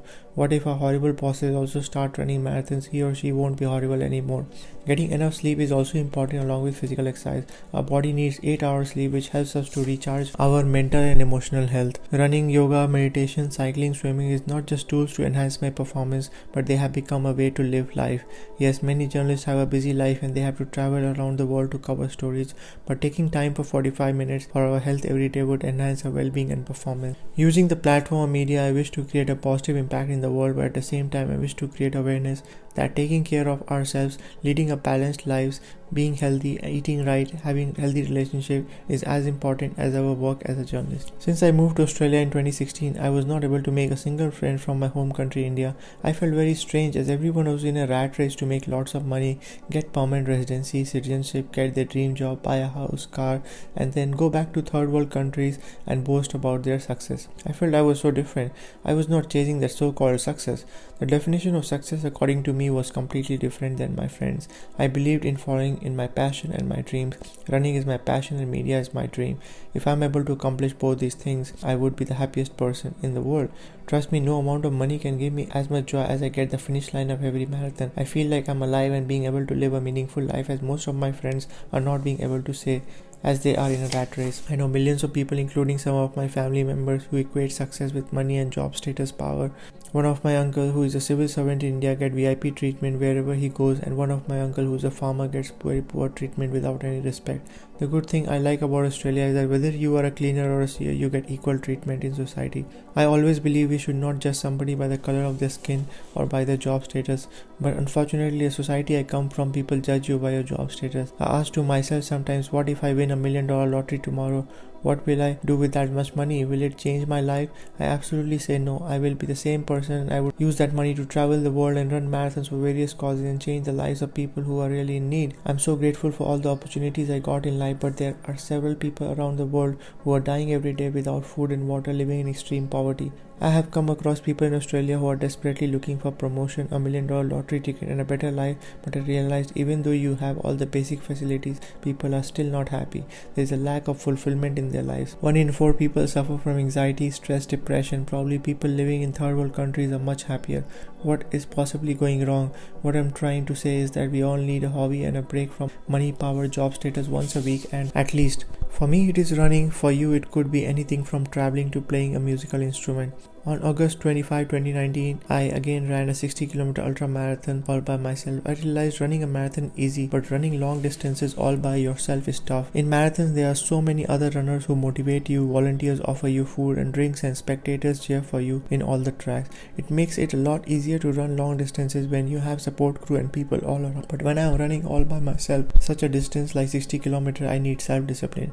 I keep motivating myself, and when I'm really tired, I try to find a random stranger and tell him or her of my running story. Most of the strangers motivate me and I feel good about it. Trust me, I ran the same distance in a much more difficult track in exactly 6 hours and 30 minutes 2 months ago, and this time I finished in 9 hours. It is only because I was running alone. Similarly, the importance of working together in a great team always enhances the efficiency. Teamwork is such an important skill which probably every organization in the world needs right now, and running marathons have made me realize the importance of leadership and teamwork. Just imagine if we give ourselves one day to refill ourselves to pursue a hobby. Passion is very important, and trust me, no amount of money can give me epic satisfaction as much as I get at the finish line of a marathon. Yes, it is important to make money, and then there is nothing wrong in having a job status. Every one of us have to work hard to pay our bills, and we definitely need to take time to take care of our health. Eating a healthy diet and physical exercise should be part of our lives. I live in a country where every one of my friends is in a rat race to make lots and lots of money. My friends love boasting on social media about their new job status, marriage status, new house, new car, new citizenship status of their desired country, and I love boasting about the power of my legs on social media. But I'm saying nobody cares for your job status whether you got married or divorced. What I care about is that on average more than 2 people per day commit suicide in Australia. It never gets reported in the media. As the New York Times called it once, it is one of the world's most secretive democracy. The world is not aware what is happening happening in this island nation. When I was running 60 km all by myself, I came across a car wash place which also had a dog wash facility. I closely watched people washing their dogs along with their cars. It was a funny moment for me as I felt they love dogs so much in this country. There are dog police, veterinary doctors, and if you visit a supermarket, there is a separate aisle for dogs. There are 100 varieties of dog food, dog clothes, dog party mix. There is nothing wrong in loving dogs so much, but I'm asking one simple question: have we lost faith in humanity? There is a homeless man sleeping in the streets of cold winter night on Flinders Street in Melbourne, and nobody gives a damn. He or she has probably not taken a shower in 6 months, or why there is no facility to wash homeless people in this country as well. We all are born to love and embrace humanity. Loving dogs is as important as loving humans. We are dealing with kind of stress, anxiety, and sometimes life can be daunting. If we all start running marathons, the world would be a better place full of healthy, productive people. I love running as much as I love media. Healthy media is an essential pillar of a functioning democracy, and I do get disappointed sometimes when I see biased reporting or fake news content going viral. Despite media's imperfection, it is an essential pillar of a healthy democracy. Unfortunately, the public broadcaster like the ABC have experienced several funding cuts in the past few years again and again. Some of the best and the brightest journalists have been shown the door. ABC is one of the most prestigious institutions in Australia, and politicians have repeatedly tried to punish this institution by funding cuts and police raid and alleged political interference. I was also disappointed by the government and the media for not being able to reconcile Indigenous and non-Indigenous Australians. Indigenous people have lived in this land for over 60,000 years, and shockingly they were not even counted in the census for a very long time. Even today, the suicide rates among Indigenous Australians are very high. They have lost their land identity, and somehow they feel like they don't belong in their own land. Unfortunately, it never gets reported in the front page of newspapers. I felt somehow media has a great responsibility to embrace diversity and be unbiased in its reporting. It has the power to educate people and make an impact. A biased media could result in detrimental consequences in the society and may lead to further division among communities. Running has also taught me to be more productive and love my work. I wish one day to be able to set the standard of media houses really high so that there is no place for disinformation, fake news and propaganda. Running marathons and my love for media also reminds me of the BBC News presenter Sophie Raworth, who completed 150-mile desert ultra marathon called Marathon des Sables in Sahara Desert. She crossed the finish line with her friends, and the runners in the extreme marathons had to take no shower for 9 days and live in a tent along with other runners. Every day after running for 5 or 6 hours, runners returned to their tents. I can only imagine surviving for 9 days in the heat when you sweat so much without shower and proper toilet would be very challenging. Runners were given a brown paper plastic bag with plastic cubicle to relieve themselves. It would have been one hell of an experience. It is said that when we are lying on our deathbed, people always forget how much money they made but will always cherish their life experiences, and we need to encourage these life experiences which will stay with us forever and also teach us to live in extreme conditions. Every time I crossed the finish line, I actually couldn't believe I have done it. Running ultra marathons have taught me that my body is so much stronger than my mind ever believed. I could relate myself so much to running and media because both have the ability to give back to the society we live in today. We all are programmed for generosity, and when I'm running marathons, I'm grateful for all the opportunities I got. I'm volunteering to give back to the people in need. Every marathon I ran, I've been able to raise money through various charities, and I've realized the purpose of my life is to give love, care, practice empathy and compassion. We are living in a world today where there is multiple economic and environmental social crises, and we can't depend on the government and God to save us. There's a serious climate crisis around the world, and global warming is leading to various other problems. I'm trying to say is that if we all start taking one global issue and start running and unite, half of the world problems could be solved. We all have the ability to become leaders and save this world from multiple crises. I'm just asking, what if God is also dependent on us? When many of my friends are enjoying their weekend with movies and dinner, I'm running long distances. By running, I'm volunteering to save lives, raise awareness of mental health issues, and making a difference in the lives of millions who have given up on their lives. There is no doubt that we all are born to give and not just take. Giving sends a message to the universe that we all have what we need. The Bible and Bhagavad Gita talks in deep about generosity. The Bible says we will be judged by the things we do the least among us, while Bhagavad Gita says that through selfless sacrifice one will always be fruitful and find fulfillment of our desires. It also talks about a life which is full of greed and success if defined by making lots of money. But to be honest, there is no limits to possessing wealth. We can have all the money in the world, but there will always be some lack of fulfillment unless we start giving back to the world and serve the humanity. I love what the Dalai Lama said. The prime purpose in life is to help others, and if you can't help them, at least don't hurt them. Every time I run marathons, I feel like humanity is the most beautiful thing on earth. Yes, we do lose faith in humanity after having some bitter experiences, but that doesn't mean the world is full of toxic people. Many of my friends are in a rat race to make lots and lots of money. They are making so much money that they don't even have time to spend. They have no time to take care of their health or get proper 8 hours sleep. Dalai Lama beautifully says about humanity, and what surprises him the most is that man sacrifices his health in order to make money, then he sacrifices money to recuperate his health, and then he's so anxious about the future that does not enjoy the present. As a result, he is not able to live in the present or the future. He lives as he is never going to die, and then dies having never really lived. They are worrying so much about the future that they forget to enjoy the present. What if we die tomorrow? Are we going to regret that we didn't allow a passion or a hobby? We didn't pursue a career that we wanted to do as we were so much trapped by other people's thinking. We all need to embrace generosity for a better world. Whenever there is a natural disaster or economic slowdown, we have seen people coming from all corners of the world. We need world leaders today who unite the world and not divide it. When New Zealand witnessed terror in early 2019, the entire population of the island nation got united, and the Prime Minister Jacinda Ardern became the role model PM around the world. He united the country by wearing a burqa and sent a deep message that there is no place for hatred in her country. In fact, we don't have to wait for a natural disaster or such a massacre to show compassion and generosity, but every day we are surrounded by opportunities to act on the same instinct of giving and helping others. In fact, we are so wired for generosity that our genes reward us when we give and punish us when we don't. Many researchers at some of the greatest universities in the world have proved that when we volunteer, our life expectancy increases. When I see young kids and old people volunteering at marathons, I feel they are not only doing a great job but also giving back. It also helps them live a meaningful life. When we volunteer, we don't get paid for it. It's a selfless sacrifice we are doing to help the humanity. How art therapy helped me de-stress. Painting a canvas is like a meditation to me. I go all the way into a different world when I lock myself in a room and test my creativity. I usually love making portraits as it encourages my creativity and I'm able to express myself. It eventually helps me de-stress, improve self-esteem and build my confidence. When you create something out of nothing, it's a great feeling. Imagine going to a networking event and giving the portrait made by you to the person whom you consider as a role model. It would really give a great impression. We have the ability to paint, but just some of us are lazy enough to try this hobby. Just imagine when we were a child, all of us painted, but as we grow up, our hobbies eventually fade away. We don't have to be a professional painter to communicate our thoughts. I started first by sketching using charcoal on canvas, and then I moved to acrylic on canvas. It adds a lot of creativeness to my imaginative thinking and help my mind relax. I'm able to communicate with the world through my paintings. For me, making a portrait first with a pencil is a difficult job, but once I finish creating the outline, I love playing with colors over it. I try to take care of shades and put mix of colors gently. I remember winning the first prize when I was in primary school for painting. My name was in the newspaper the next day and my parents were really proud of me. I didn't continue painting for a long time, but I did chose fine arts in school in my 12th grade. I remember I was the only boy in the class and it was a bit embarrassing for me. I guess painting was more a girl thing that time. Boys were more into sports and I loved painting. I scored above 90% in fine arts and was really proud of that. But as it is said, art does not pay the bills, so making a career as an artist is very difficult. But there's nothing wrong in having it as a hobby.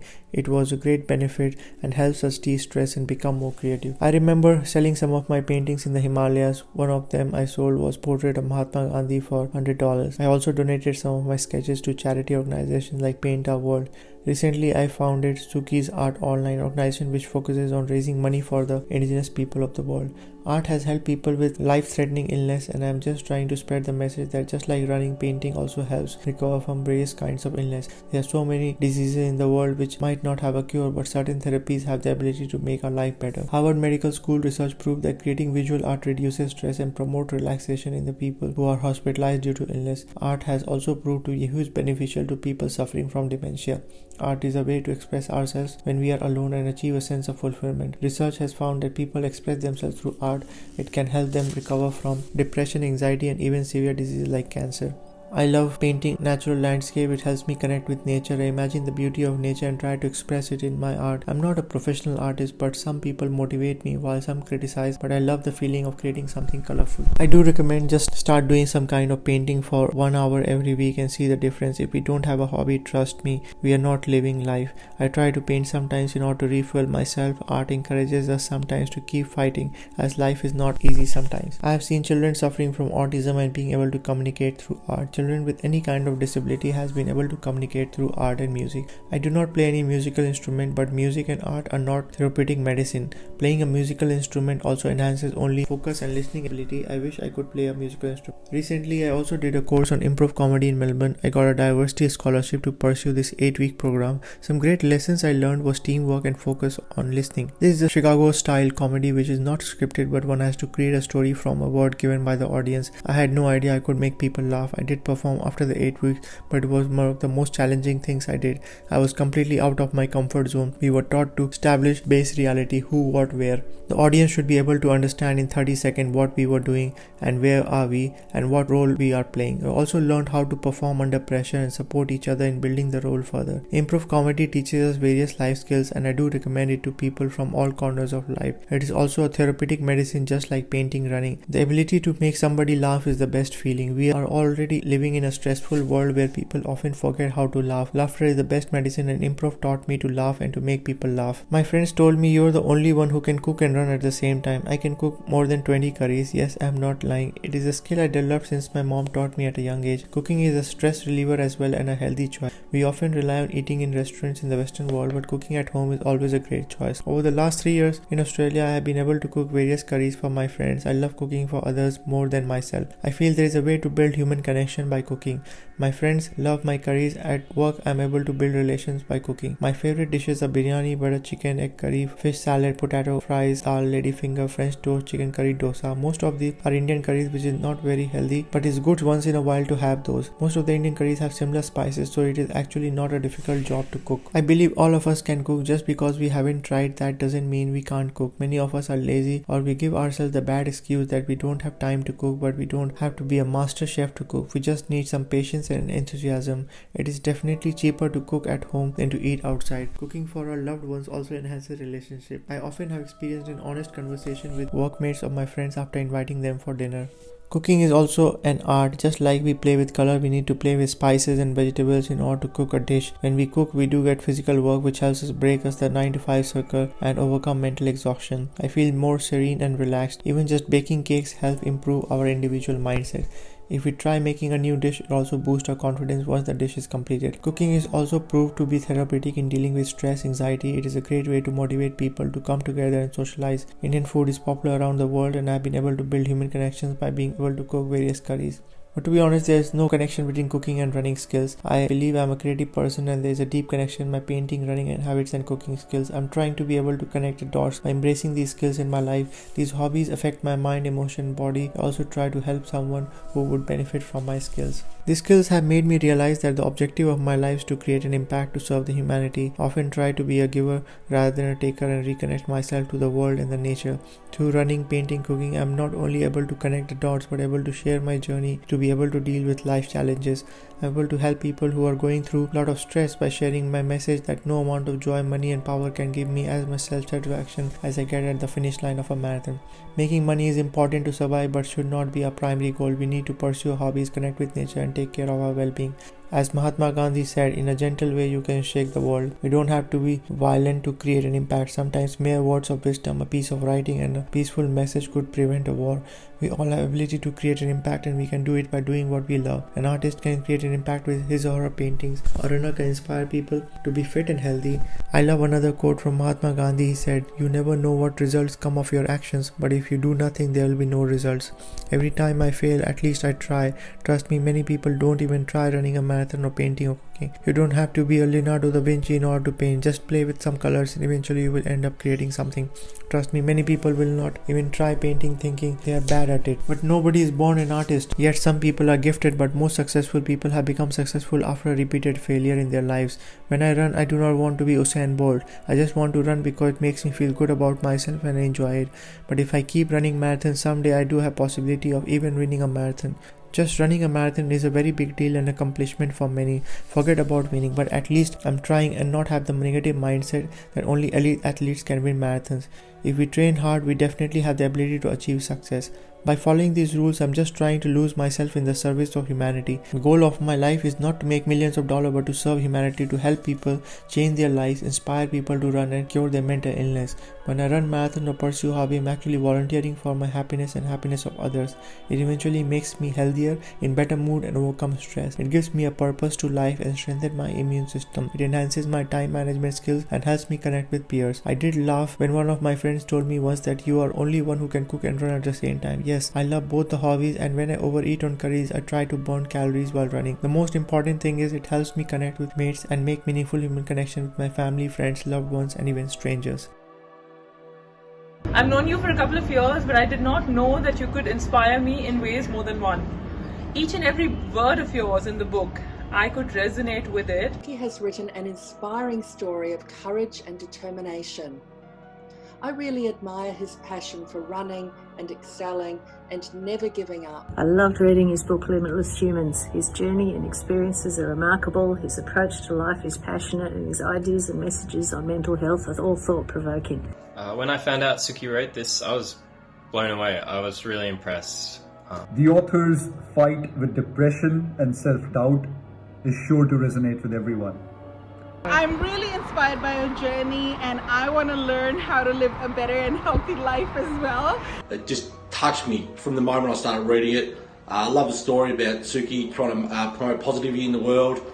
Yeah, because it's really motivating, it's really inspiring. The stories he included in this book convey such a vivid picture of the real life struggles. It talks about mental illness and the impact it has on our society, and it's just a really good, meaningful book. Such an amazing book for you that is searching for something to motivate you from inside out.